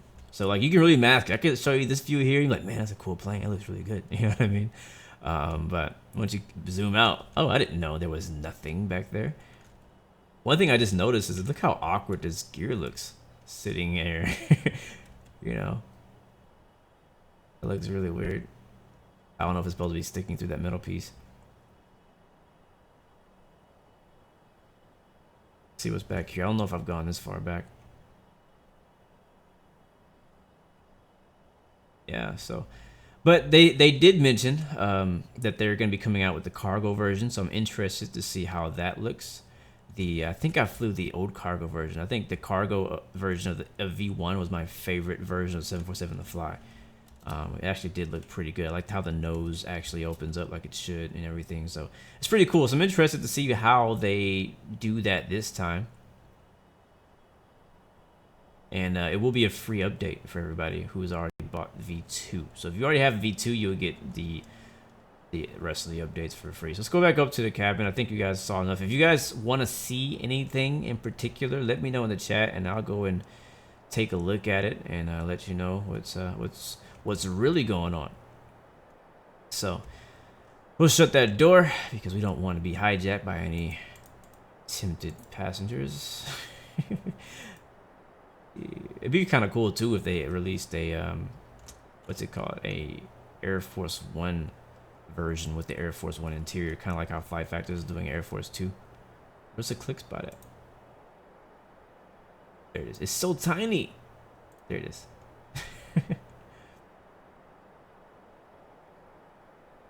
It's so little. Yeah, I'm getting bad frames right now because of I'm not sure what.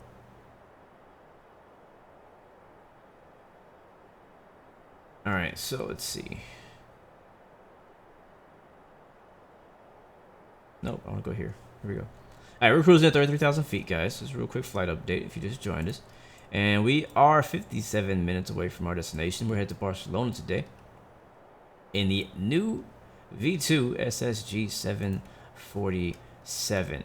I want to say that I don't want anybody to get a misconception that I hate this plane.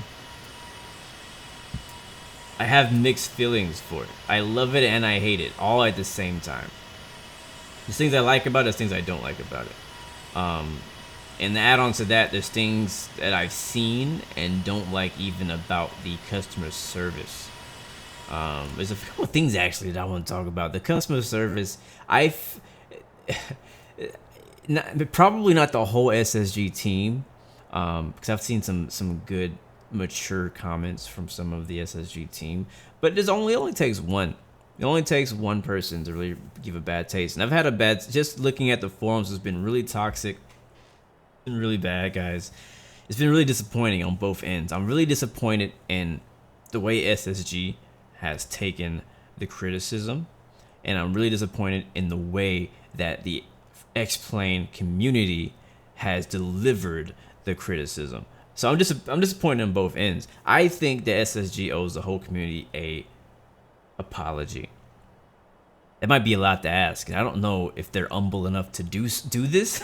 I'm just saying I think they owe the community an apology for the way they've handled this whole situation, and I think that they have a uphill battle because the first wave of people who were excited, like me, about the 747, who got it, and again, there's a mixed reviews. There's a few people who really like the plane, but the loud majority don't like the plane.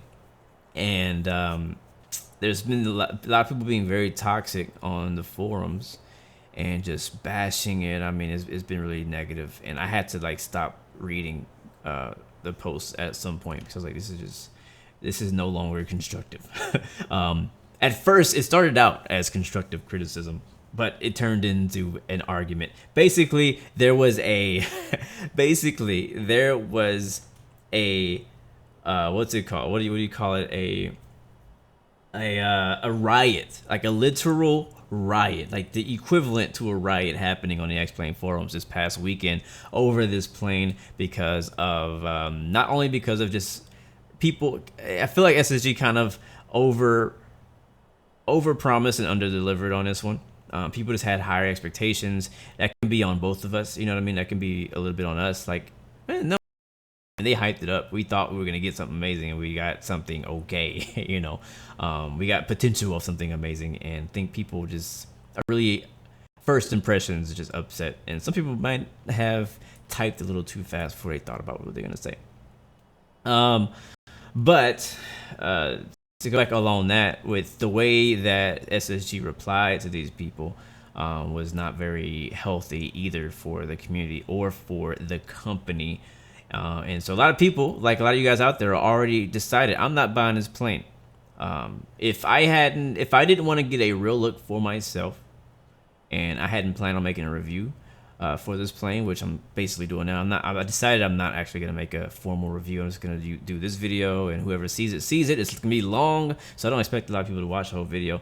But for the people who watch the live stream, I just want to give you my opinions and thoughts on it, and give you my rating of it and whatnot. But if it wasn't for that, I wouldn't have bought the plane either. And I feel that, again, it's just, I think in the end, I think you should just wait for this plane to be updated. If you want to go ahead and buy in now, go ahead, sure. But I think it's going to get better. I think it's going to get better as long as SSG sticks to it. Like, as long as they don't abandon it. I know they have some more exciting projects on the horizon as well, but I'm just really hoping they don't abandon this project. It took so long to update, probably longer than they expected. They probably went in the hole financially making it, and I feel for them there. It's definitely probably a struggle.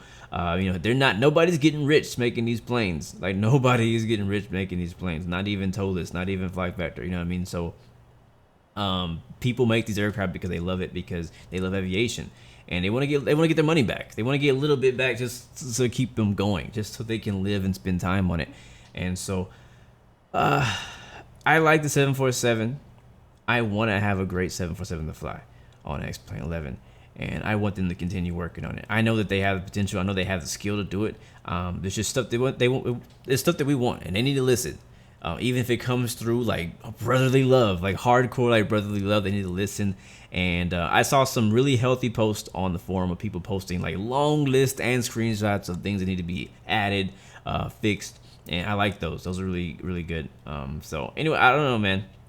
Again, I would say wait unless you're just a freaking huge fan of 747s. As far as the price goes, I don't think this is a $60 plane. Again, that is up to the developer to decide how much they think their product is worth. But as far as just as me, somebody who's been making reviews, who's been working, like really paying a lot of attention to the market lately, think about planes that are $60. TOLUS, great quality aircraft, one of the best aircraft on X-Plane right now, is like around $60, right? Flight Factor, which I know is kind of controversial too. Like, I think it's still, even though it's kind of hard on frames and on performance wise, as far as quality and everything else, like, that's a great plane. That's priced at around $60. We got like the what else is around 60? We could just compare those two. That's enough, actually. Actually, the A330 is around $60 too. But these planes are around $60, and I think that they're fairly priced around that. Maybe not the A330. Maybe it could be a little cheaper, but but for this plane to be priced right alongside evenly with like a Flight Factor A320 or TOLUS A319, nowhere near it. This is probably half the quality of what those are. And they may be pricing it like on a future, like, hey, this is gonna be the TOLUS of 747s in the future. And at that point, I get it. And I don't know if they can actually change the price on the store. I don't know if you could say, hey, this is $20 now, but when we add some features, it's gonna be $60. You know what I mean? I don't know if that's allowed on the store. So maybe they set the price high now. Yes, thank you. Another good example. FlyJ Sim, great quality aircraft. All of them. Yeah, all of them. And the price around $60, you know what I mean? And for this one to be priced, again, evenly with those, it doesn't. Like, you would think, oh, it's a $60 plane. It's probably going to be just as good as those. Well, it's just, the hard truth is not. That's the hard truth. So I think that, again, I think it's priced too high for buy-in. Like, if you don't own a V1 and you're buying it for the first time, you're going to pay $60, and I think it's only worth half that. If you're upgrading from V1 to V2, even though, again, I understand they spent time, and time is money, and they spent a lot of time, more time than they expected to pay for, or not pay, more time than they expected to spend on upgrading this plane, and they're charging, what, $30, I think, I think it's $20 off, something like that, $30 to upgrade from V1 to V2, and again, I understand they rebuilt it, I understand that, but you know me, I don't like it when they charge anybody, not just SSG. I don't like it when people charge you to buy the updated version. It's like buying NBA 2K every year. You got to buy a whole new freaking game for a few new players and some, you know what I mean, and a couple new game modes. Like, I don't really agree with that, but it's just the way that the market is in that area. With Flight Sim, I don't think it should be the same. Like, for example, I bought the 757 for Flight Factor like 3 freaking times. And I don't like that either. I am very against the fact that Flight Factor made us rebuy the new avionics package version. I think that was I almost said stupid, but I think that's how I feel. I'm just gonna go ahead and say stupid. So that's my opinion on that. But with this plane, yeah, thank you. $39 upgrade. I think it should have been either a free upgrade, or honestly, out of respect for the developer and how hard work they put into this plane, maybe a $15 to $20 upgrade max would I feel like be fair from a consumer side. I'm pretty sure from their side point of view, they have a whole different argument and how they, you know, spent so much time on it. I get that. I understand that. They want to get what they put in. But you also have to understand that, hey, the market is a certain way right now, and this plane, some planes can shift the market. For example, Flight Factor shifted the market. There was no planes priced at $80 back in the day. You know what I mean? Everything that the most you would spend for a plane was maybe $30-40. But when Flight Factor came along, it was like, hey, we got freaking Flight Factor A320 Ultimate. I'm gonna charge you $90 for that. You know what I mean? So they shifted the market, and then now they're charging the same price for the 757s, for the 767s, you know what I mean? So like now, because they've raised the quality, they've raised the bar at some point they did, they started raising the prices because they're putting more into it. And so now, to follow along with that, all the other developers, I don't know if you guys noticed, but all the planes are costing more than they used to. The only thing that's been going down in price is scenery. Scenery prices have gone down for some developers. You're seeing scenery, like good freaking quality scenery, for example, by Vertical Sim for like $20 when you get a really good quality scenery. And you're seeing some going for $30. Orbix selling whole regions for $30. And so pricing for scenery is going down, even though it's a whole lot of work to do those jobs. Not degrading those at all. Like, those are very hard to do and time consuming. Maybe not as time consuming as developing a plane, but still very time consuming. But plane prices are going up, and with Microsoft Flight Simulator right around the corner, it's gonna be harder and harder to get people to pull out their wallets. Believe me, and that's for anything, scenery or for planes. At least until that comes out. But anyways, I think that's all my thoughts at the moment. I'll let you guys know if I have anything other thoughts, but I guess a final summary of what I've been talking about for the last hour, almost 2 hours, is the reviews in this plane are mixed. My personal thoughts, I've been flying this plane for the last few days. I'm enjoying the fact that I'm able to fly A747. I see potential. Let's see it like that. Instead of looking at the glass half empty, let's look at it as half full of potential. That's how I see this plane. I'm gonna try to keep the positive vibes, you feel me? I think they overpriced it at its current state. I think we're buying into an early access plane. I feel like this plane falls into the category of early access without calling it early access. So if you decide that, you know, I want you guys to know like what you're getting into, like what you're actually like. If you are like debating on getting it, what you're getting into an early access plane. It's good. It flies. It's flyable. The textures look believable from a distance on the exterior. They don't look that great on the interior, but if you can get past that, then I think you'll be okay. As far as texture-wise, sound can definitely use some work. They're not using FMOD sounds. FMC has a few quirks and bugs, but again, every plane that comes out on initial release has some type of issue, some type of bugs, and they get ironed out. So I think maybe if you're the kind of person who's like, I don't really know, I think it's best to wait for a couple of things. Wait for a couple of things. One thing is wait to watch. You know, if you're the kind of person who watches the forums, kind of watch the forums, see how frequent these updates are going to come out. Watch and see what they actually update. How active are they going to be on the forums as far as answering questions, looking at feedback, things like that. Let's watch SSG and see how they respond to this release. Because they need to start pushing out updates. They need to start pushing out hot fixes. They need to put out that freaking paint kit. Yes.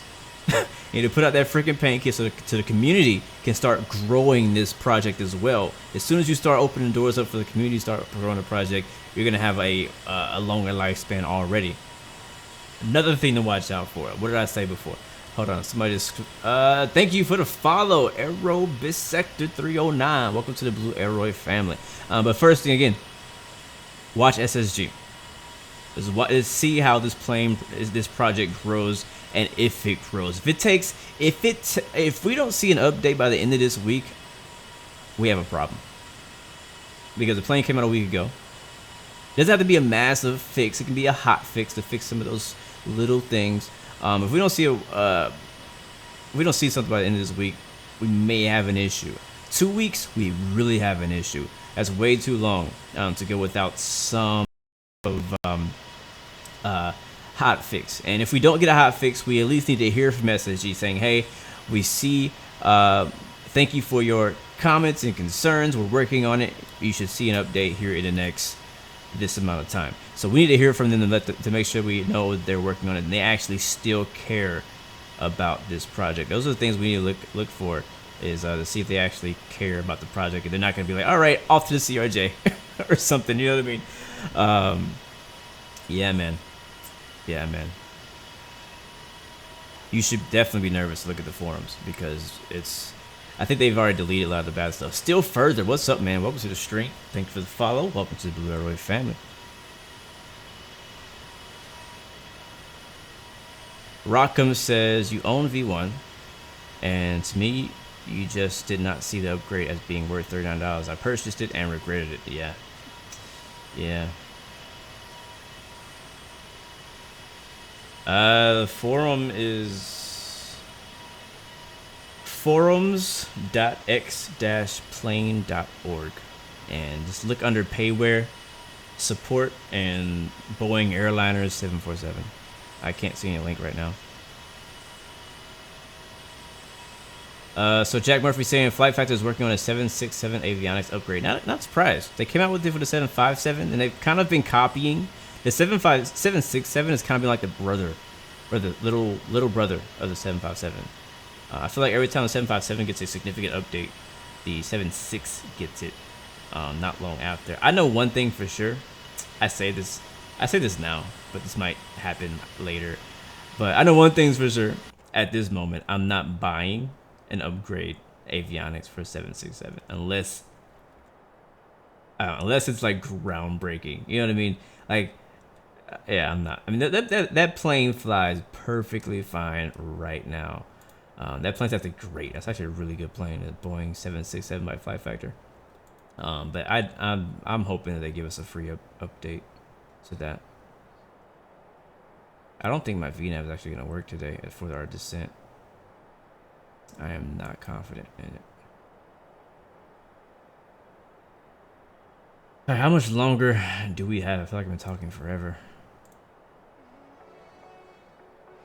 Thank you guys so much for, I guess, hanging out with me today. I know it's been me just talking a lot about the plane and all that. So Thank you guys for hanging out with us today. And I don't know, again, I a lot of things I like about it, like things I don't like about it. I have enjoyed flying it because I don't fly a lot of heavy planes, so finally getting a chance to fly a heavy plane, it's kind of cool. Kind of cool. But it's, yeah, it just has a lot of things it could do better. What up, IFNG? Good to see you, bro. I feel like I haven't seen you in a long time. So another thing for this week, so today obviously we're flying 747 to Barcelona. Tomorrow I am planning on flying the A330 by Jar Design. I actually just picked that up this weekend, and I've actually liked that plane a lot more than I thought I would. Like, I had very low expectations for the A330, and it really exceeded them, and I like it. And for the 747 I had a high expectation, and it did not exceed it. So it's like a reverse effect on the A330. There's some things about that plane that need work too, but I definitely like it. I've enjoyed flying it so far, and I also had to pick up the BSS sound pack to come with it too, because you know the sound pack's got to do the thing, man. You know what I'm saying? Tanner Costin, what's up, man? Good to see you. Welcome to the stream, bro. Welcome, welcome.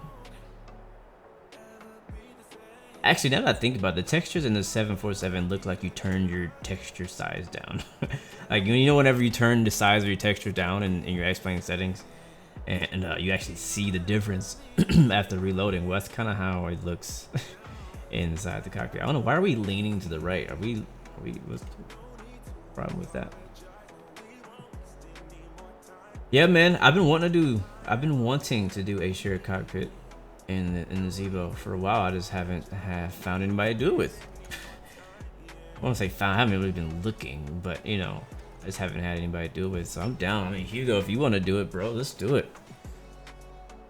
Let's do it. I think our schedules match enough better than most people that I talk to.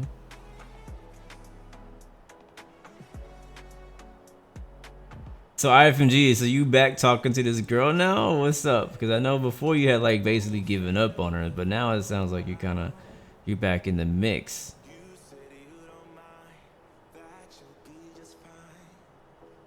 Ronnie Groovy, what's up, man? What did you miss? I literally just finished. We're like 2 hours in this live stream. I literally just finished freaking throwing up my thoughts about it. But in short, usually I give aircraft a rating from 0 to 5 stars, and I gave this plane a 2.5. So if that means anything to you, I basically am saying that this plane is even with the Magnite 787. Which I'm also very unimpressed by, and it has a lot of potential in it. But at its current state, I feel that it is an early access plane that was not ready for release. So that is, I guess, a good summary of how I feel about it. V1 was also not my favorite plane either, so.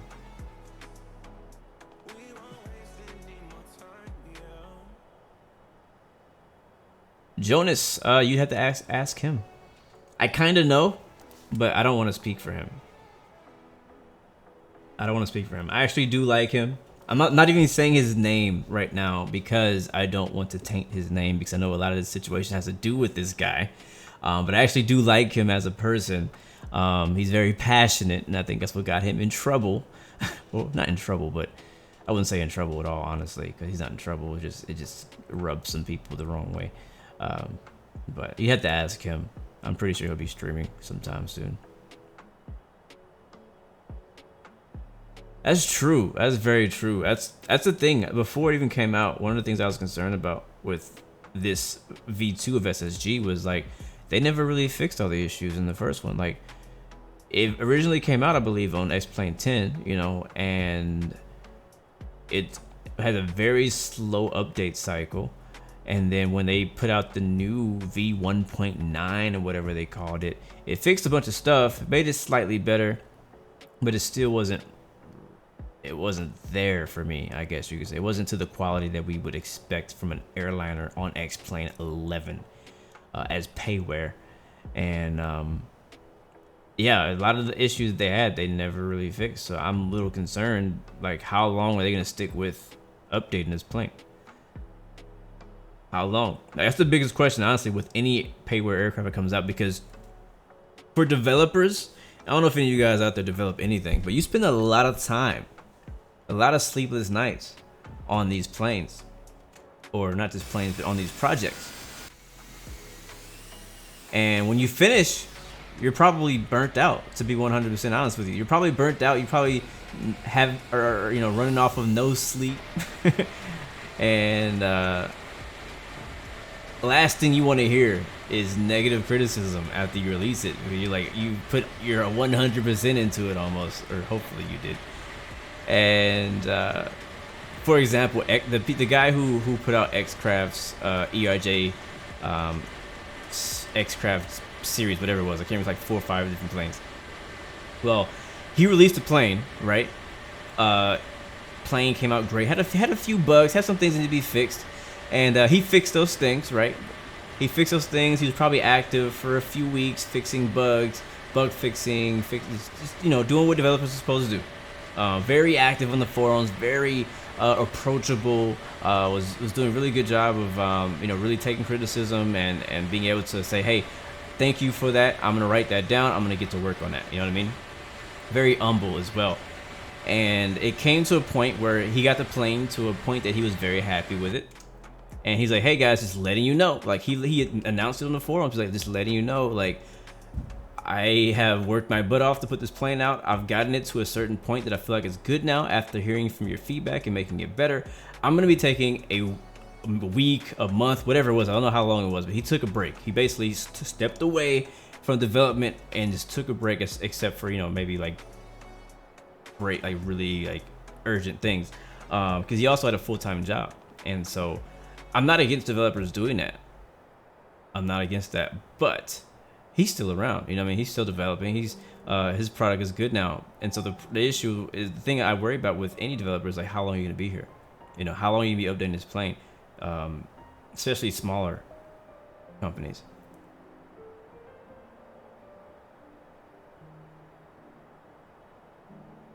And yes, I agree with that as well, Gron and Groovy. Like, a lot of people got really bad taste in their mouths, just with the way that they responded to everything. Not a good look, man. It's not a good look. It's not a good look. And I don't know, man. Anytime anybody ever says SSG from now on, like, this whole situation is gonna come to mind. Ace is asking to see some of these comments and stuff like that on the forums. They're gone. They've been censored. They've been taken down.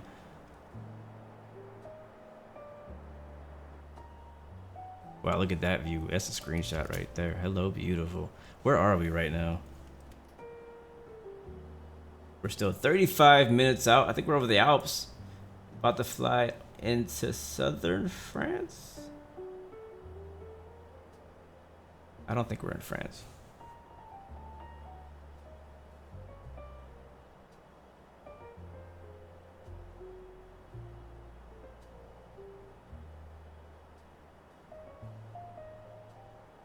Honestly, I don't know what country we're over, but it's dope.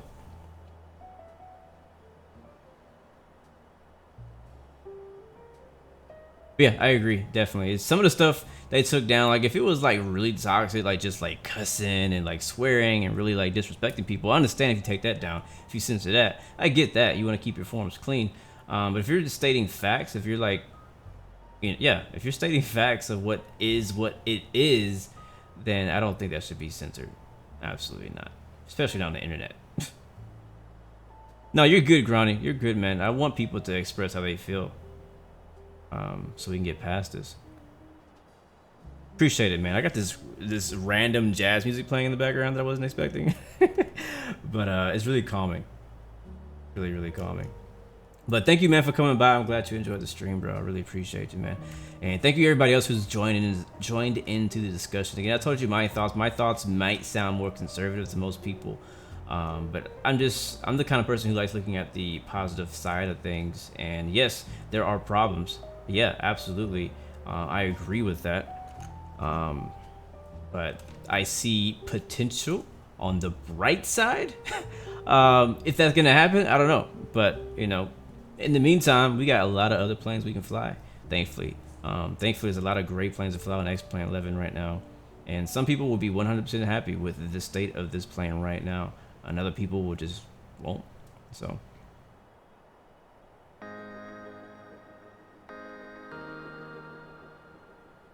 You're fresh out. That's funny, bro.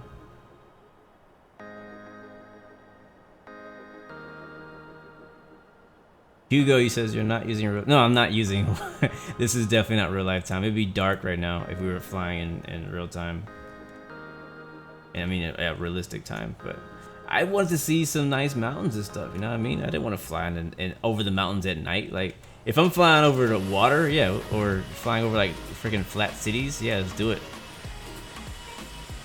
Let's get some screenies out here while we're out here. Beautiful skies out here, man. The clouds are in our rear view mirror, as I can say it. Oh wow, what is that? You see that plane? I don't even know what that is. I think it's a 737. That's crazy. That's Traffic Global. That's Air Algeri, flying at 31,000 feet. So he's right underneath us. Yes, I do have Spain UHD.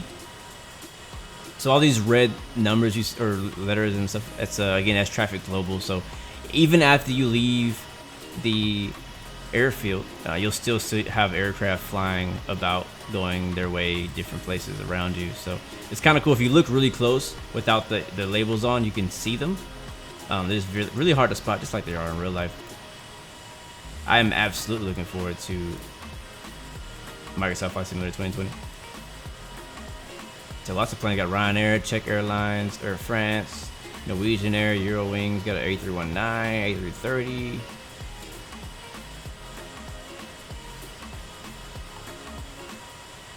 .737, CRJ down there. I usually leave it off because I don't like seeing the labels. Actually, we're getting pretty close to our top percent. I was gonna set my altitude to like 11 or so. I don't know how low we really need to go. I don't think our VNAV is gonna work today, so I'll just use the charts to get our way down.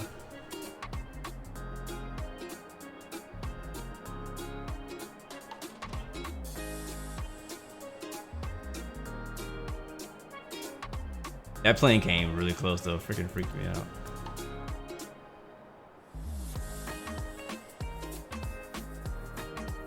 But yeah, so again, tomorrow we'll be flying A330.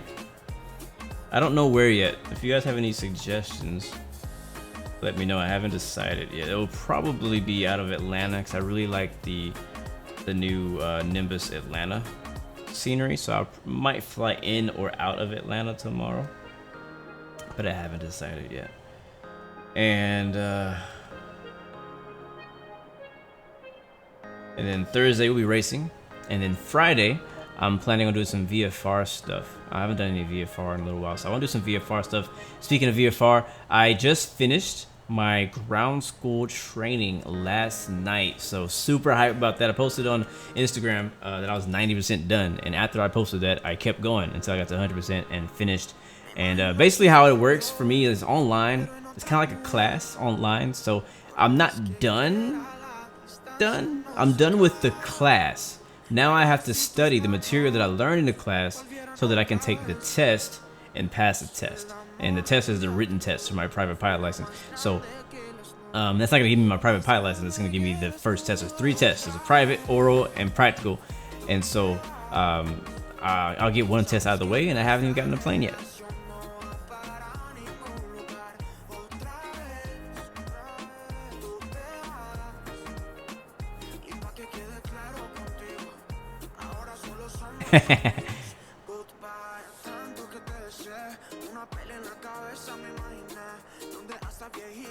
GCRR has great freeware and LEAL. What are those places?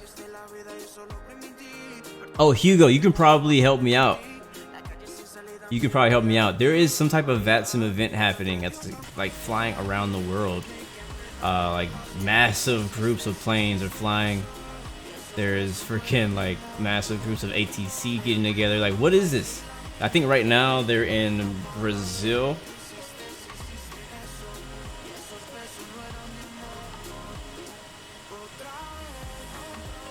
Yeah, right now they're in Brazil. There's like, if you look on VATSIM map, there's a massive, freaking massive group flying from Sao Paulo to looks like Fortaleza, Brazil, which are 2 of my favorite places in Brazil. and I don't know where they're going next. But it started out in like Honolulu like the other night, and I was like, what the heck is going on? Simfest? What is Simfest? Worldwide flight? Like, I want to join in on it. Like, I want to be a part of it. Like, I want to know where they're going, when they're gonna be there, and all that stuff.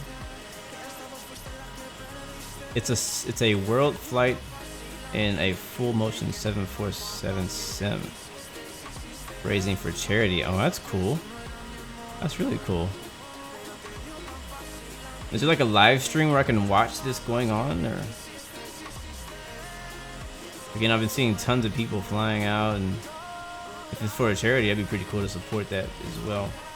But it just kind of popped up the other day on the map. I'm like, what is going on out here? Like, I don't know how to feel about that.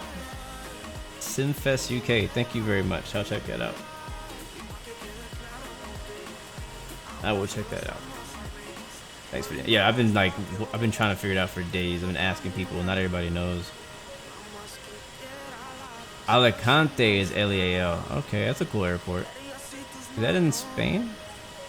I think it is in Spain.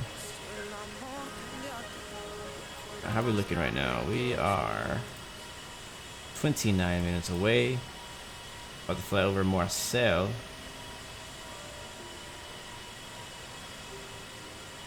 And I think we'll be descending not too long. So today I was trying to decide if I want to fly to Barcelona or if I want to fly to Madrid. Because originally I was going to fly to Madrid, and then I found the scenery for Barcelona, and I was like, yeah, we're going here. Some amazing freeware out there. So looking forward to that. Hopefully it looks okay. I also have to get a Spain UHD. Live 24/7 until Saturday. That is nuts, man.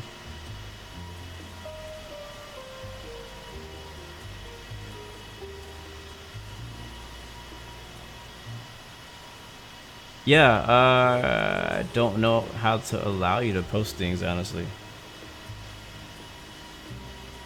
So I don't think Nightbot's gonna let you post a link.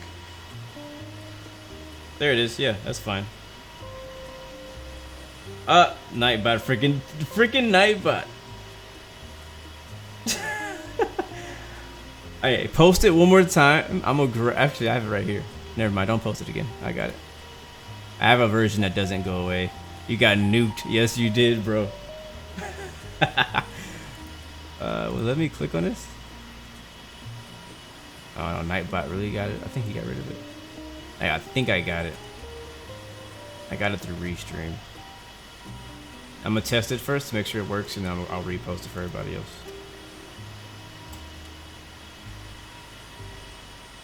Alright, yeah, it works. There's like a severe rudder problem, you're saying? That's interesting. When does it happen? I'm not watching the video right now. I can't watch it right at the moment, but just out of curiosity, because I think I only done like 1 or 2 flights in it so far, and I haven't really had any game-breaking issues with it. All right, there it is for anybody else who wants to know about the A330 issue. The other issue I have with the A330, and I'll talk about it tomorrow when I fly it, but the texturing, the exterior texturing, it's not very good. It's just it looks like a model aircraft. You know those little bitty model aircrafts? Like it's like just one like shininess the whole way around. You know what I mean? That's what it looks like. Like everything just it's like no PBR whatsoever. Just shiny as heck. And Jar Design's always been known for those shiny as heck aircraft. Even when he first came out with like the A320 and all that. And so it'd be nice if he could retexture that. XmViro gives you a lot more turbulence for some like everything seems a bit more enhanced in XmViro. Like when I compare XmViro to like using Active Sky, the turbulence is a lot more unbearable. Like it's like I fly a lot of VFR on my own on X-Plane, and whenever I fly in VFR in a aircraft, I'm trying to trim it out. And I'm flying with XmViro, the plane's just like freaking all over the place. When I'm flying on Active Sky, I still get a little bit of turbulence, but it's more subtle. It's probably more realistic. So I don't know, that's my only issue with XmViro. Other than that, it looks great. Works very well for flying airliners and stuff like that. Are we gonna fly over Monaco? Mr. Rayan, what's up, man? This is a third-party aircraft for X-Plane11. Matter of fact, it's payware, so you have to pay to get this version. How far away am I from Barcelona? I am 26 minutes away.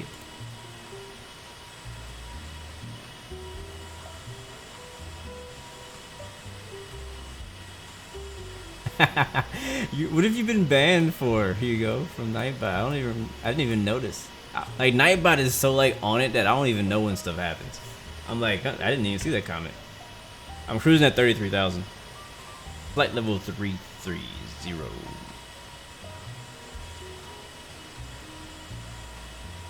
Oh yeah, back to my whole flight training thing. So I finished ground school. Now I am studying to do my written test.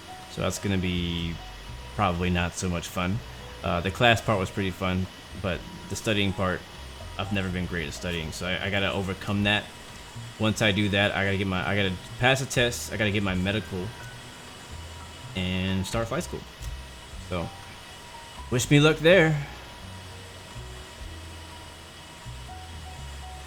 Does the Coronado C28 have interactive cabin tables and that pop out? No, I don't think the table pop out. You can go back in the cabin. You can change the amount of seats that are in the cabin because it has different configuration, like 3 or 4 different configurations in the cabin area. But no, they don't. I don't think they have any tables back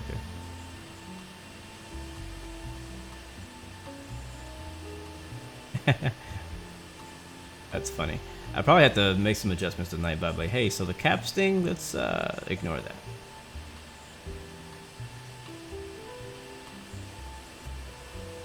I don't know how I got on the Jazz. Let's go something more. Let's turn it up a bit.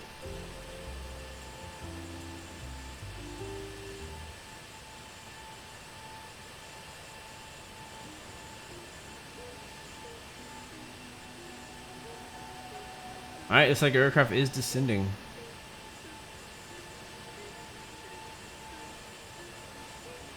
Like what, Ace?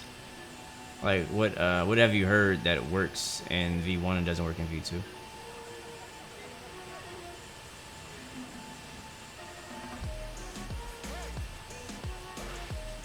How is the development on A330 going? Like, is he making changes? Is he fixing these bugs? Or is it just like, oh, it's done, I'm on to something else? Wow, this thing is on VNAV and look, it's descending at like 5,000 feet per minute. That is way too steep.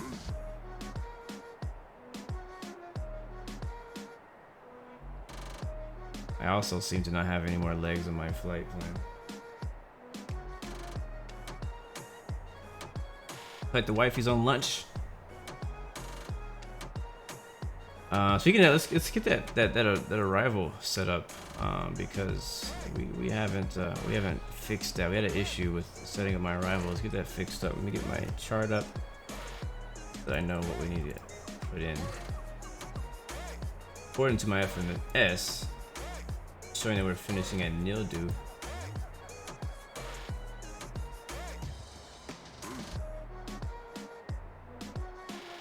Don't know where that is.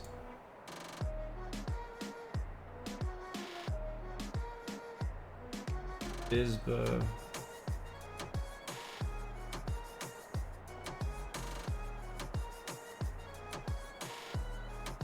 I don't even think we're supposed to have that waypoint. Like, that waypoint is not supposed to be on here. So let's go Bisba to... These waypoints are so weird. BL045? Is that real?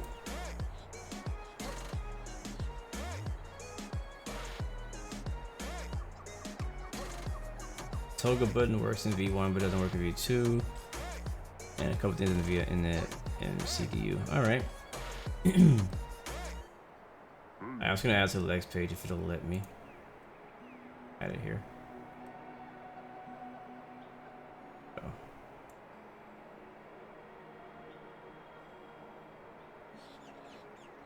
I was gonna put Zamar. ZXAMUR.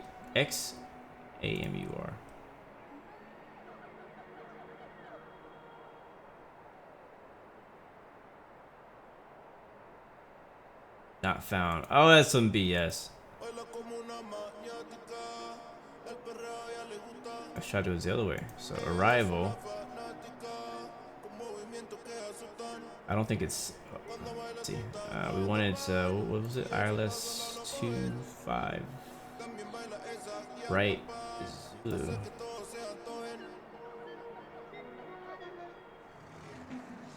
No, Yankee.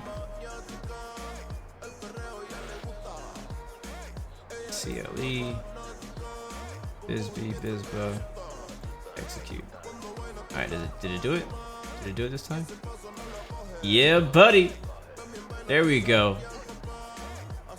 That's what I'm talking about. That's what I was supposed to have the first time. So yeah, you guys were right actually. I didn't hit execute for some reason. I don't know what the heck I was thinking. So now we're too low, but that's okay. We'll just stay at 19,000 until we get to where we need to be. Actually, no, we're not. We're good. I don't know why it says 25,000 at Bisba. So that's working now. So now we have a chance. Looks like infinite flight. Just posted another teaser of the A350. So I need to download the video. Oh, it's the 777. Oh, you guys want to see? You want to watch with me?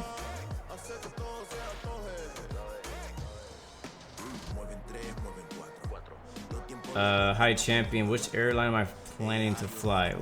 Like in real life? No say, I don't know. There's a lot of opportunities out here where I live for Mesa Airlines and something else, but I don't know. I don't know, man.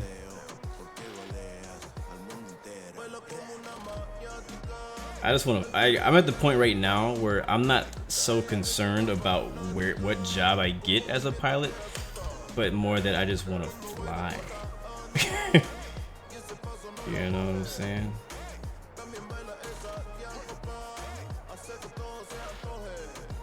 Name of this song is Perreo by Luni featuring Louis Vuitton. So Perreo, Perreo.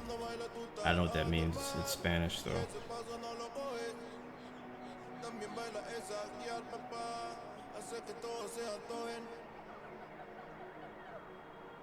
I had trouble downloading these Google Drive videos.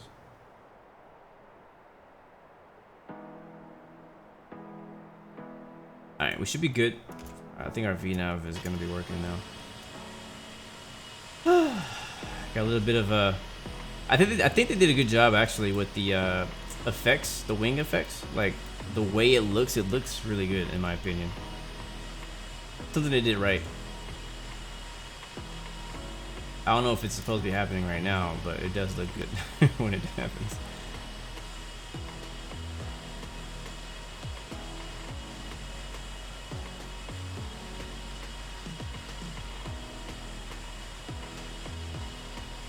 Oh snap.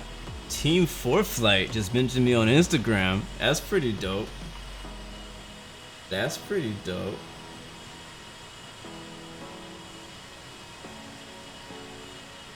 That's really cool.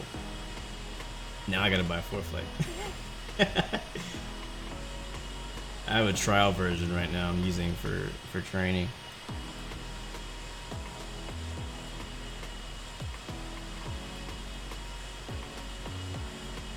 Yeah, but a lot of the tracks here, I guess you could say like the airline tracks as far as training goes, a lot of them are LNAV. Why are you off?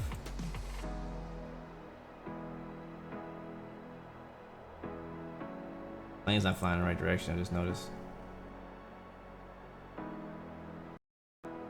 On heading hold for some reason. But a lot of them are like going towards United Airlines and American Airlines. Through Mesa. It's another airline, I can't remember the name of it, but I wasn't really worried about it because I was like, I got a long way to go till I get there.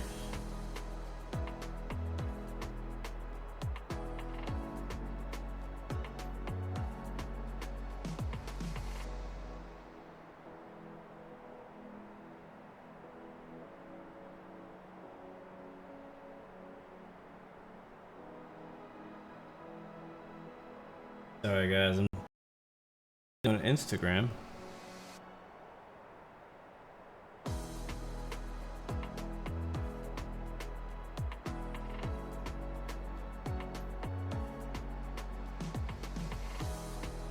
Having a hard time concentrating what I'm doing. Alright, cool. Looks like LNAV is working now, so it doesn't like it when you're not following the actual track and you're trying to use LNAV. It's not a fan of that. Copy caption, yes.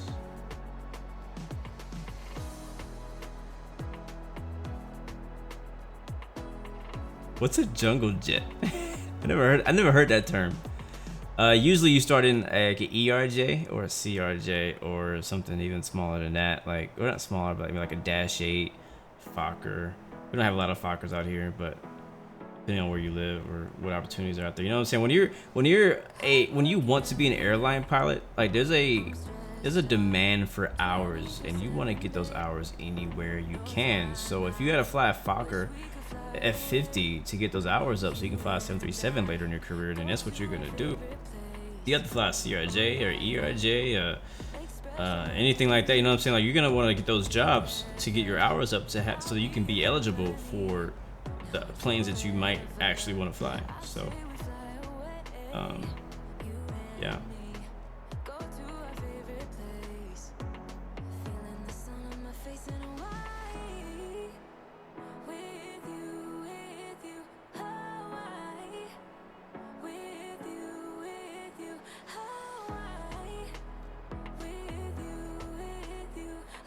Very nice.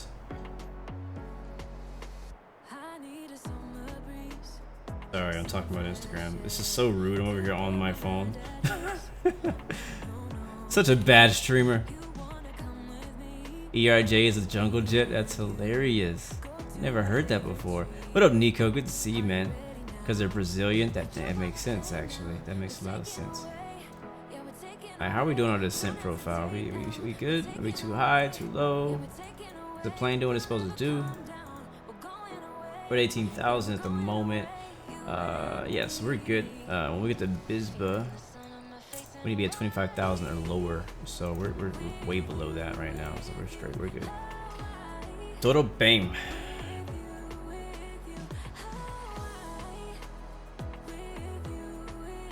But yeah, so Infinite Flight just posted a video of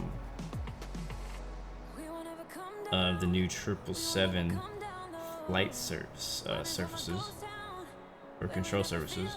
Pretty cool animation, so I'm reposting it now.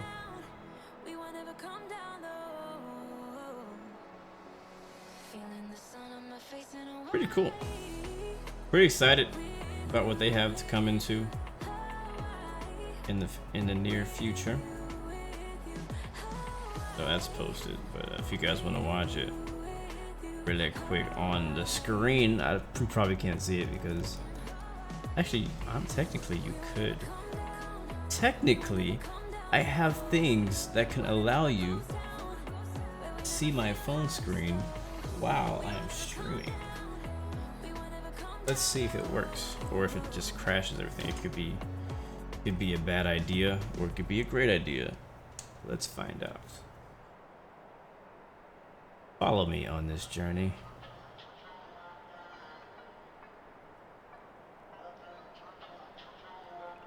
I don't know if it's working. Let me see something. Nope. Not working. I'd probably have to restart OBS. We ain't gonna do that. No, sir. Alright, we're not worried about it then.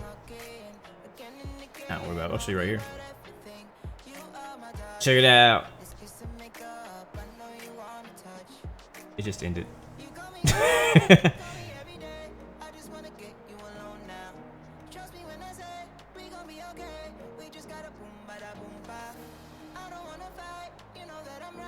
Looking good. It's not textured yet, but they got the animations working. Pretty dope.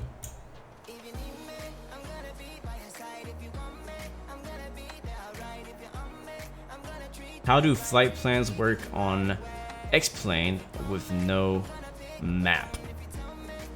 I don't even know how to answer that question.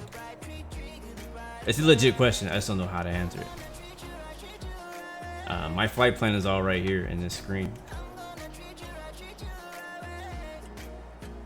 And I set it up using FMS. It's a whole different process. It's not like mobile games, you know.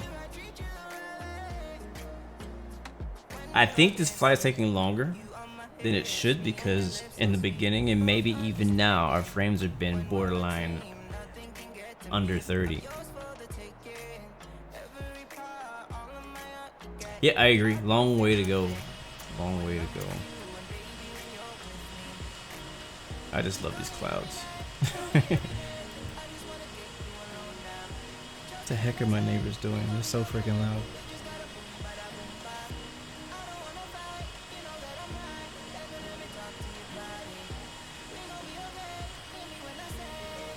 Something else that I wanted to bring up today before we land. Yeah, I think we've basically said it all.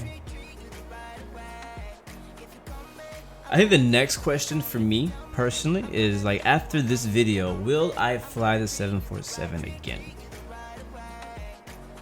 And I think the answer for me is yes. Probably not like crazy often because I just don't fly heavy airliners as much as I fly like a 737 or even smaller than that, because most of the flights that I do are all short, like hour and a half, 2 hours, sometimes 3 hour, rarely, you know. But I just don't do a lot of long hauls. Like I don't do a lot of flies that call for 747 or 777 or 787. So it's not gonna be like the plane I fly every day, but I definitely will fly it again, and I'm just hoping that they keep it up. They you know, update this thing. Oh, looks like we have Tower online in Barcelona, so we're gonna expect that. Let me get the frequency pre-selected in. Tower's gonna be 118325. Put that in here. 11832. Uh-oh, where's the 3? Ah, this thing is annoying. Nope, 1.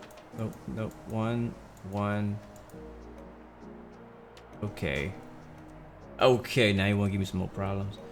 Can I clear it out? It's like 118. Okay, there we go. 3, 2, 5. All right, no 5. That's fine. I can deal with no 5. So we'll talk to them on final if they're still there.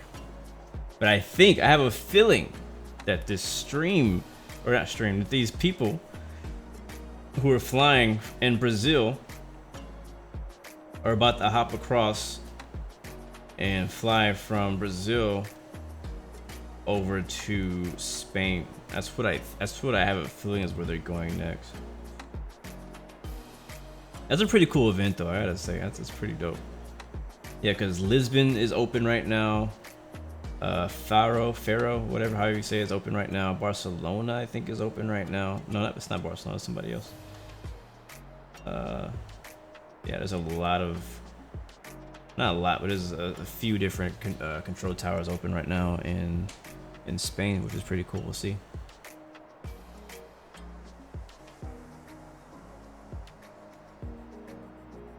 I disagree, man.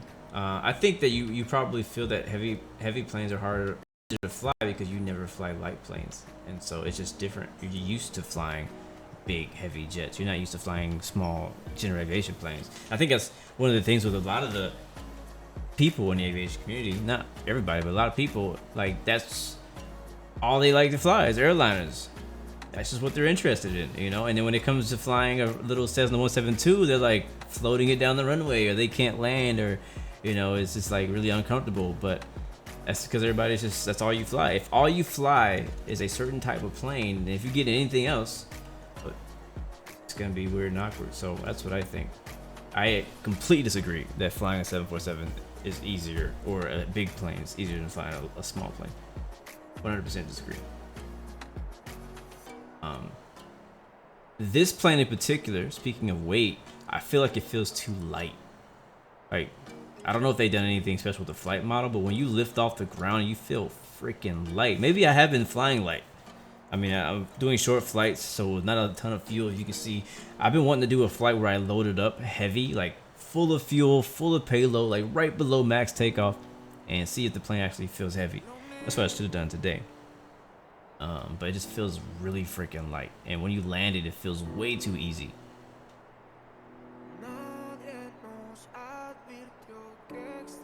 737 is too light for you? You're flying wrong 737.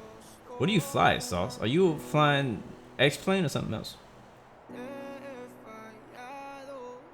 V1 is I have V. I don't think I have it installed. I had V1.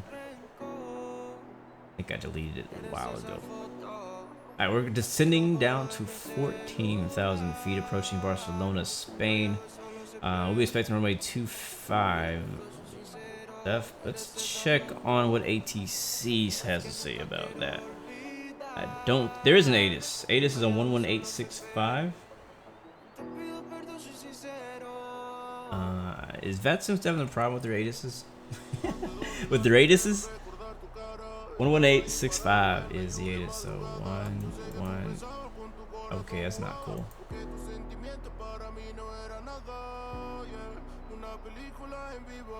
25 left. Oh, it works. Departure runway 25 left. Transition level 075. Wind 270 degrees 17 knots, variable between 240 and 320 degrees. Cab OK. Temperature 17. Dew point 4 QNH 1004. No significant change with these was Barcelona El Prat information Charlie. This is Barcelona El Prat, it is information Charlie. At time 1700, expect ILS approach arrival runway 25 right and 25 left. Departure runway 25 left. Transition level 075. Wind 270 degrees 17 knots, variable between 240 and 320 degrees. Cab OK. Temperature 17. Dew point 4 QNH 1004. No significant change with these was Barcelona El Prat information Charlie. Alright, we have information Charlie. This is Barcelona El Prat, it is information Charlie. Here's that here in a At second. time 1700, expect ILS approach arrival runway 25 right and 25 left. 25 right. Departure runway 25 left. Transition level 075. Wind 270 degrees. And tower is going to be on 18325.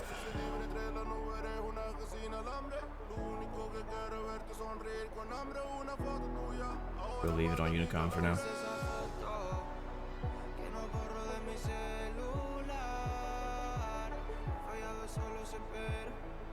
You see our flight plan kind of goes over here and it comes over here. Discontinuity as well. Let me see if we can go ahead and fix that.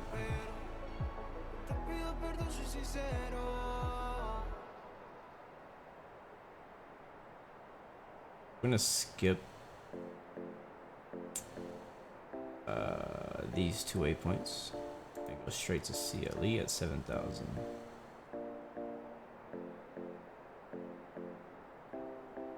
In fact, we could go direct to CLE now. Yeah, let's go direct to CLE now.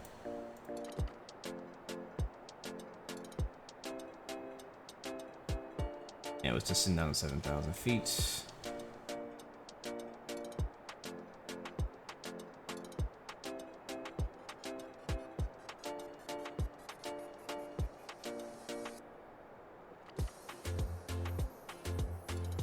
Land lights coming on. I love that sun in your face on X Enviro.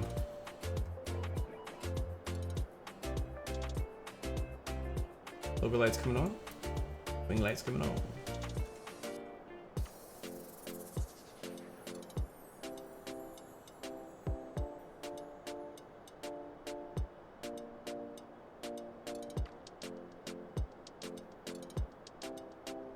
And whenever you put in the approach in the FMC, it usually automatically sets your nav radio data, but I'm going to double check it to make sure we have the right one. So it says 109.5 and we have that's right. 1095 CRS 244. That's where it works. Perfect. All right, so as selected correctly, so we'll be able to use ILS. There is the coast of Spain already.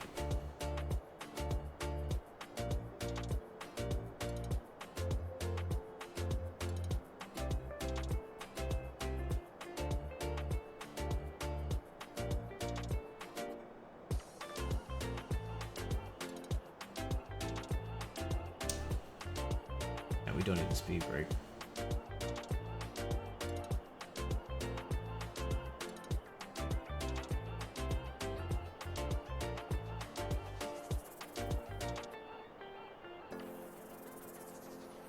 Getting hungry, guys.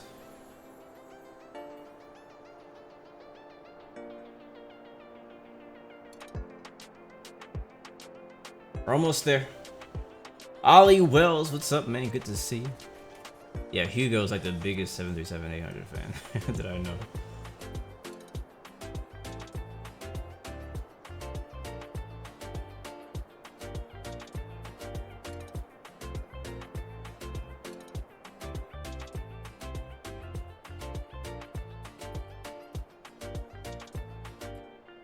Plane is so quiet, man. Let's see.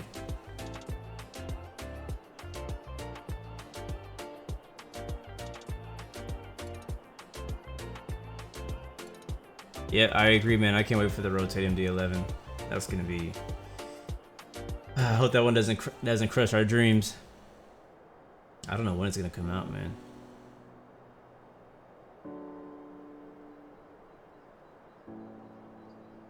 Alright, let's go ahead and get prepared for landing. So we're gonna set the auto brake just to 1. These brakes are really strong, probably stronger than they should be. But we'll set it to auto brake 1 for landing today. Again, land lights are all on. I think everything else on the overhead is fine. I have the altitude set to 7,000 at the moment. I'm actually gonna change that to 2,300.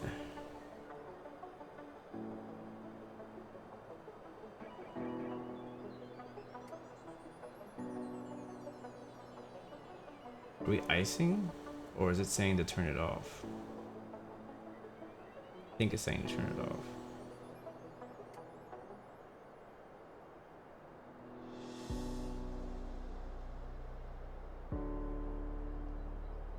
Other way. Yeah, click spots are really weird. Hunter, what's up, man? We've been going for almost. We actually went a little longer than I wanted to. Had a lot to talk about today, though. I think we've been going for like almost. We're probably gonna end up finishing around 3 hours. Yeah. Yep. We're 2 hours and a half so far, and we have not landed yet. We still gotta watch the replay, as long as it doesn't crash.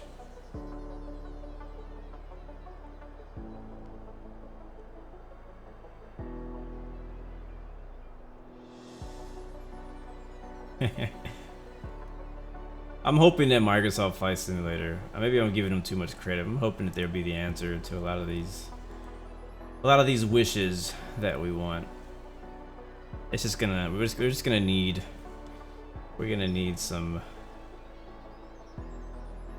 really good aircraft to come to Microsoft Flight Simulator. Man, it is foggy out there. Not foggy, but it's hard to see anything. Man, this looks really good. This is my first time flying over Barcelona and my new Spain UHD, and this looks really good. How far away from the airport? So dope. We're gonna fly the coast all the way there, and it's gonna be freaking gorgeous.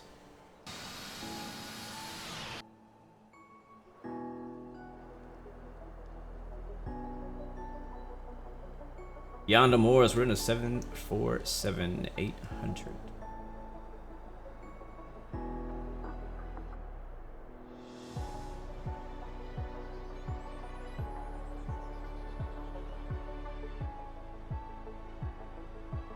Beautiful, man.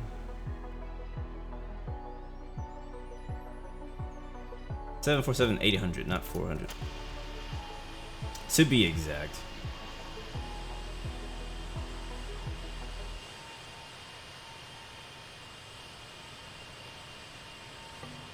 Yeah, man, I need to go out here and do some VFR.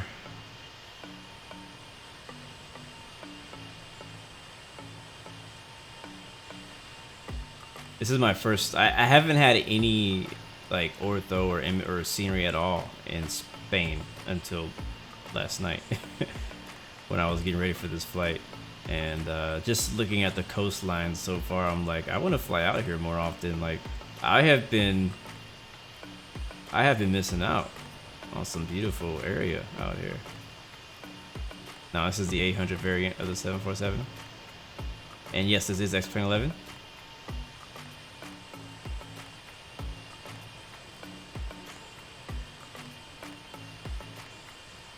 Beautiful, beautiful, man.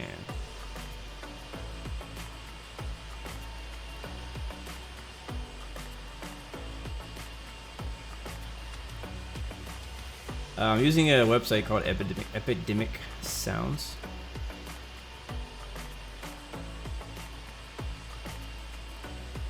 So no, it's not really public. It's public if you have an account. So maybe yes, maybe it is.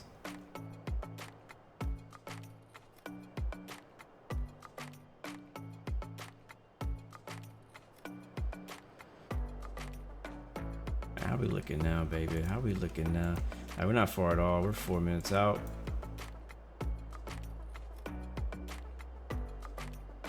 Still on. We haven't yet gotten. Oh, whoa! There we are.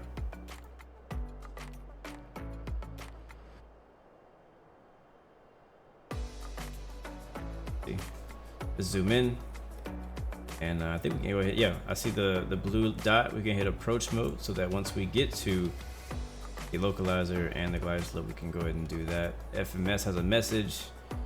AEL approach. I'm gonna go over to performance in it. Approach says our VREF is 147. I think I have to select that. Yeah, so flaps 25 and then 147.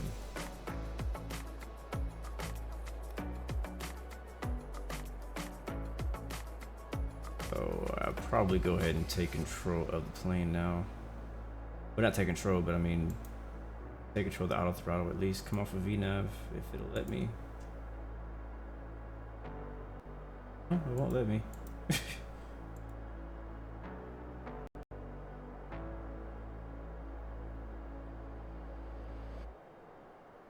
Alright, there's localizer.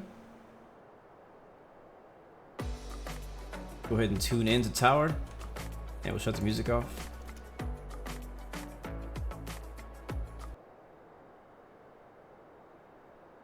Beyond the Moors, I am not planning on participating in Infinite Flight's Friday night flight this week. Alright, we'll have to find out if tower's still on. Tell me to contact him.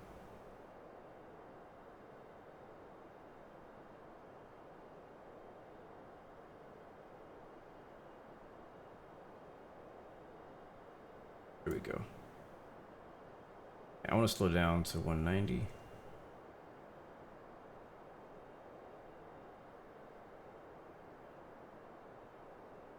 Like, I feel like I turned my sounds down, but I mean, technically in a 747, you're so far ahead of the engines that you wouldn't hear them very loud anyways. Let's go ahead and call into Barcelona Tower. Where are we? We're just about 10 miles. Oh, look. Wow, 2 aircraft on final over there. Oh, crap.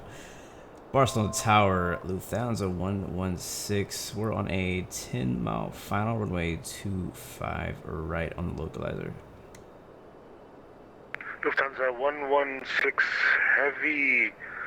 Winds are 270 degrees, 13 knots, runway 25 right, clear to land. Try to vacate on the left.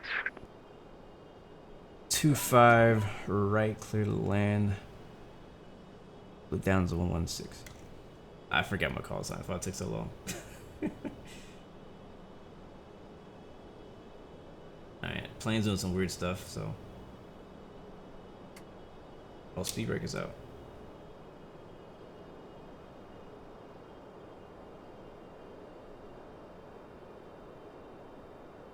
I can sort of see it. It's a little hard to see the runway this distance.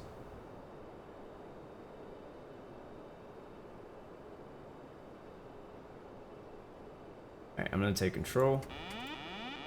Because plane's doing some weird stuff. And I don't trust it. Alright, flaps to 25. More click down. Gear down.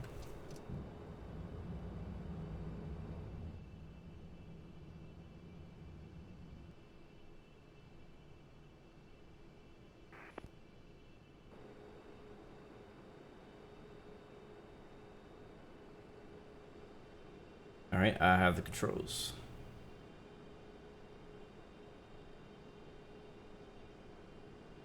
Let's see how I do. Yeah, we have a triple parallel, looks like. Landing with traffic global. Glide slow. Auto brake disconnected? That's weird. Glide slow. I do need to arm the spoiler. Glide slow. Oh, do it quick, do it Glide quick. slow. Wait, spoiler's out. No, not Glide supposed to be slow. out. Go away. Glide slow. We're low. Glide slow. Oh, not worry about it. I'm just gonna Glide land. slow. We don't need it anyways. Glide slow. Glide slow. Glide slow. Glide slow. Glide slow.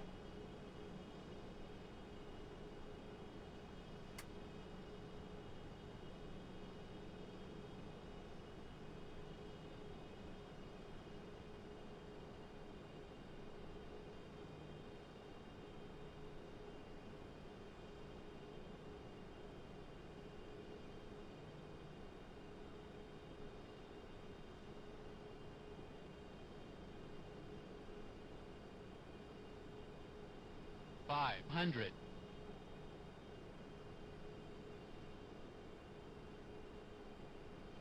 $400.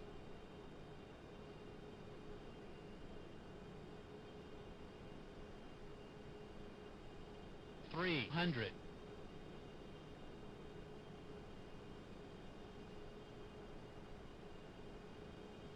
$200. Glide slow. Glide slow. Glide slow. 100.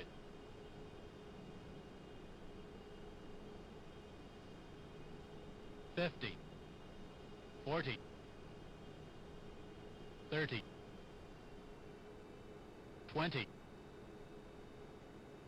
10.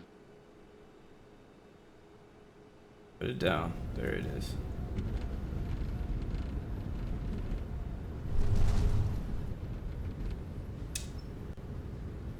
Reverser's green.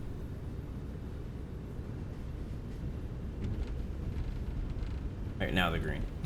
We're gonna exit right here. Didn't use barely any runway. I believe he said exit to the left. Here it is.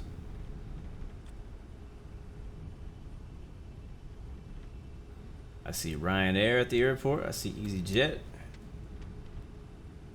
Lufthansa 116, welcome to Barcelona. Taxi stand 208 via November and Bravo Sierra. 208. Hold on, standby. I wasn't ready for taxi numbers.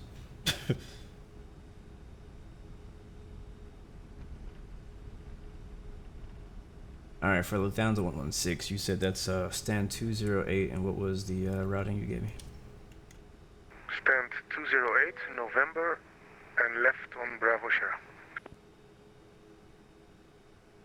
November, and then left on Bravo Sierra to gate 208.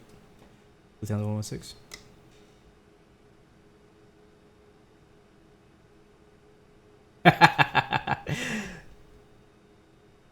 Alright, so now I gotta find out where the heck that is. And Lufthansa 116, I'm closing now. You can monitor Unicom 122.8, and thanks for flying to Barcelona. Alright, good day, Lufthansa 116. Going to stand 208 via November, Bravo Sierra. Where is Bravo Sierra?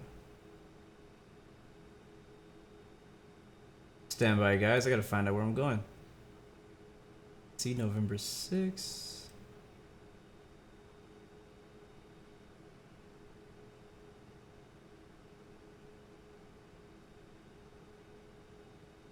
I see Delta Echo.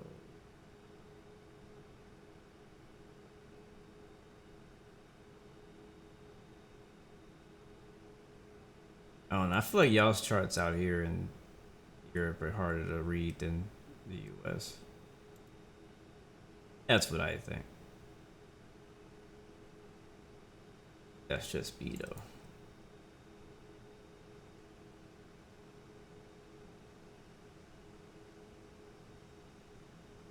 Wait, I might be looking at the wrong chart. I think I was just looking at Frankfurt. No wonder I couldn't find anything.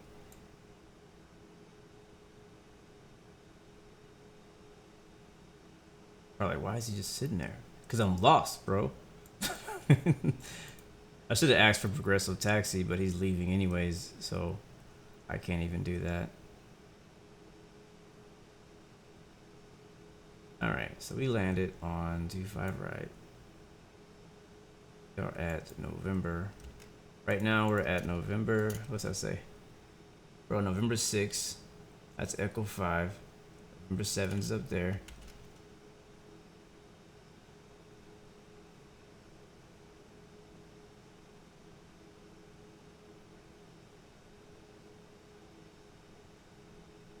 Guys, I seriously don't know where Bravo Sierra is.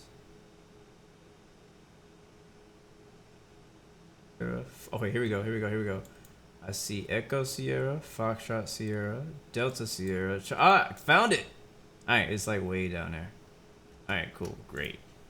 Alright, let's go. Night lights off. Runway turns off. On. Taxi. On. Parking brake. Disengage. Strobes. Off. That's actually a pretty simple taxi. Passengers in the back like, why did we stop?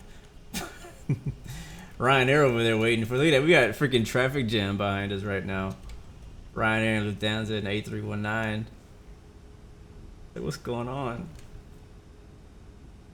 Got some CRJs over there. I see a Dash 8. Lufthansa Dash 8.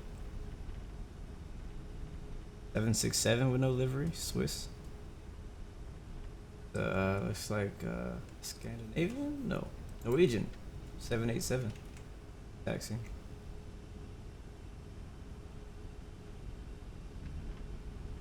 Well, guys, welcome to Barcelona, Spain.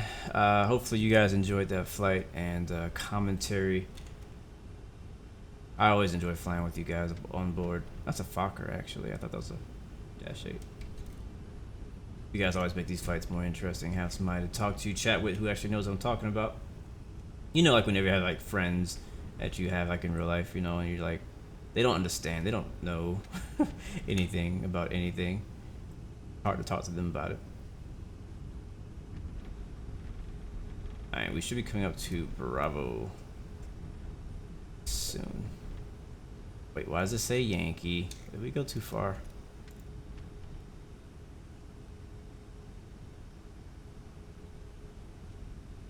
Okay, no, we didn't. There's 3 Yankees right before Bravo, so we're right up here. Boom, there it is. Bravo Sierra. Left on Bravo Sierra to stand 28.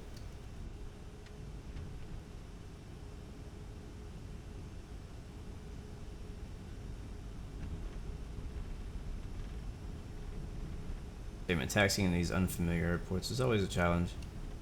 It's good practice though, honestly. Like it really is good practice for like real life, because in real life you'll get confused just as much with how everything is laid out. So it's like Lufthansa A3 something is waiting. There's 206 waiting to push back. We could take his spot even though he was in an Airbus, but there's another plane.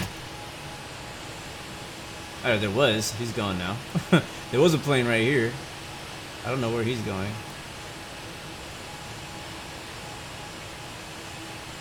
The 206 is technically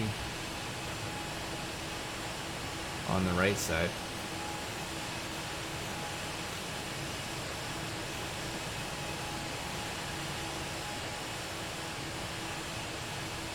I don't know what this guy's waiting for. He might be waiting for me. But the great thing in the recent update for Traffic Global, now, if I don't know if you have to turn collisions off or what. Oh, actually, I don't. Oh, now you want to move? You gonna go or not? Yeah, I think he's waiting for me because he's just like, he moves a little bit when I move. But if I think if I move up close to him, he might disappear. Let's find out. Okay, it's not true. I thought he might disappear. Let me make sure collisions are turned off because I don't want this to reset my flight for hitting him. Collide. All right, it's gone. So I'm just gonna be unrealistic and go through him because I ain't got time to sit here and wait for traffic. But it is cool though sometimes to kind of be in situations where like traffic is in the way and you gotta wait for them to do their thing. Like I was flying out of Atlanta. I have a screenshot I'm gonna post probably tomorrow or sometime. But I was flying out of Atlanta and it was a huge traffic jam at runway 25 left. There was just so many planes kind of land and take off that I had to wait a little while. And I was like, this is kind of cool. This is kind of how it would be in real life at Atlanta. You'd be sitting in line behind like 20 aircraft. Popcorn Gaming, good to see you. Oh, stop. Too far. We're still rolling. We're still rolling. There we go. I'm gonna back up a little bit. All right, I'm gonna use a bunch of fuel by going full reverse. Oh, speed brakes are on.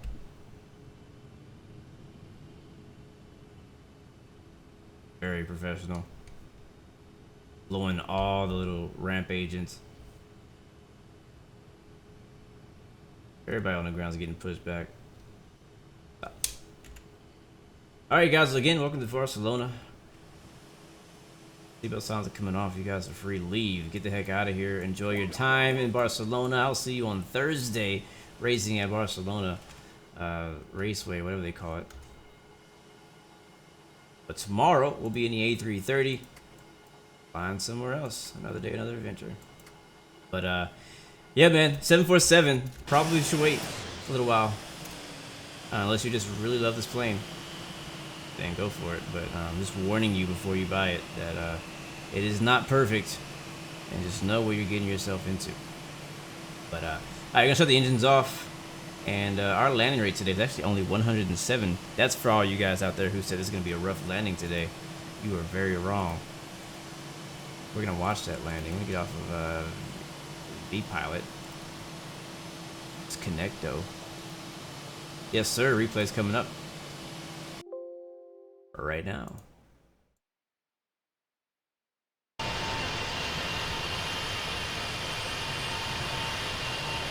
That's too far.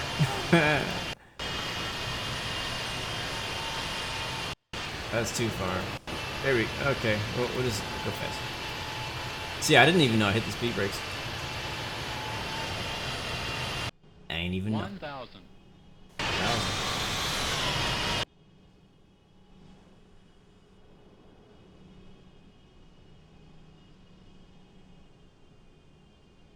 Look at that, you can see the traffic global planes flying in too. That's kind of cool. Alright, here we go. Start from here. Mr. Gaming Bro, yeah, you're a little late, but right in time for landing. Welcome, man, welcome.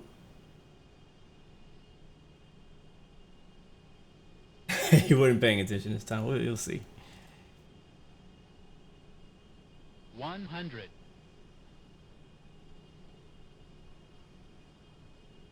50. I was pretty proud of myself to land this soft in such a heavy jet. 20. 10. Oh, look at that. Come on, you can't get any softer than that. That was so smooth. That was like massage therapy smooth right there. Let's watch from the another view that might tell more. Doesn't hold these secrets right here. Put the mountain range in the background. This one, like that right there. That looks good.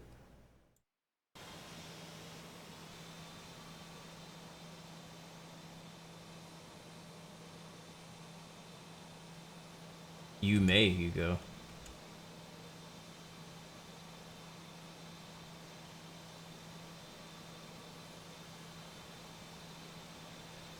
so many wheels on this thing. Just thinking about that.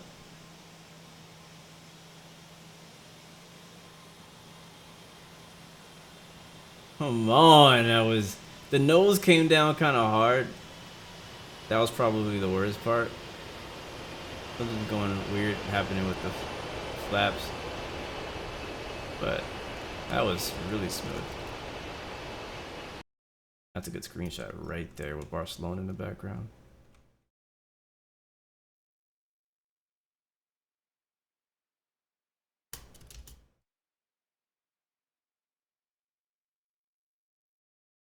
All right, got that. Run it back.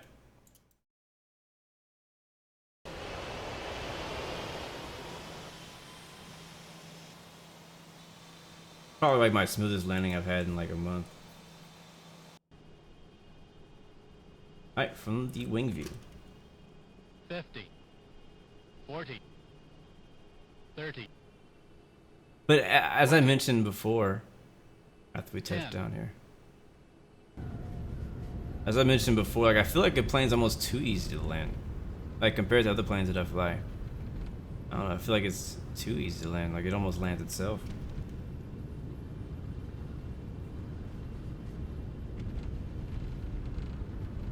Wish I would have kept the nose up a little bit longer. Got in here.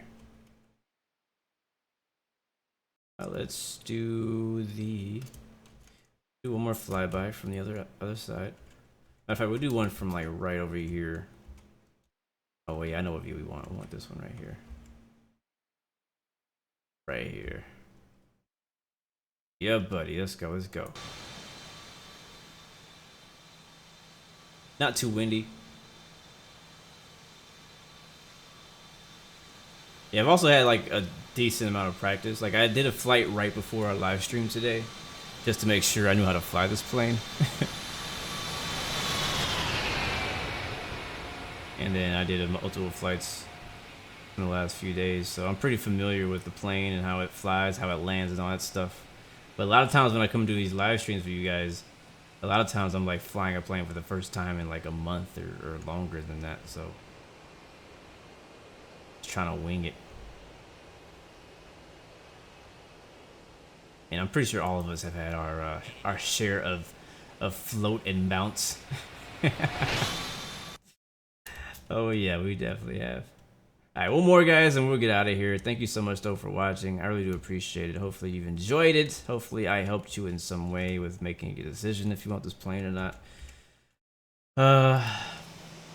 And be nice, man. Be nice to people in general. Like, be constructive.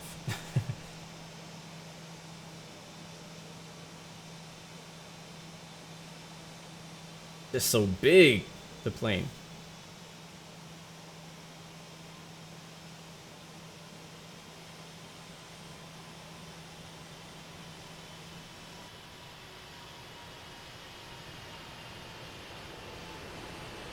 Yeah, man, we need some sounds in this baby. We need some new sounds in this baby. Look at that British Airways A319 taking off in the background.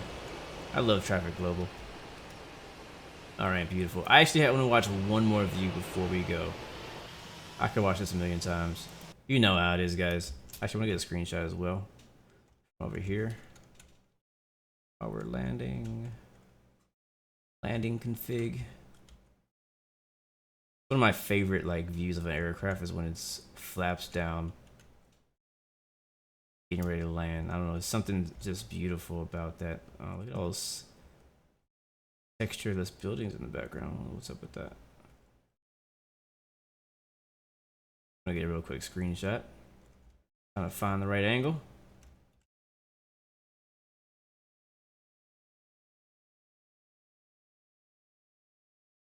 Yeah, that's all right. We took a bunch, but I don't like that or not. I'm gonna do a tower view. I don't know where the tower is at, but we're gonna get a virtual tower view from over here, I guess. Another ship with no texture. Might be something wrong with my. There's Lufthansa A319 in the background too.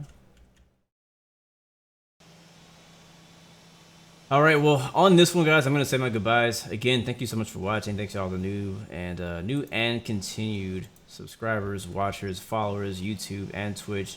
Definitely come by Instagram if you got any questions, or the Discord. And, yeah, I will see you guys next time. Remember, though, you got 3 choices. Give up, give in, or give it all.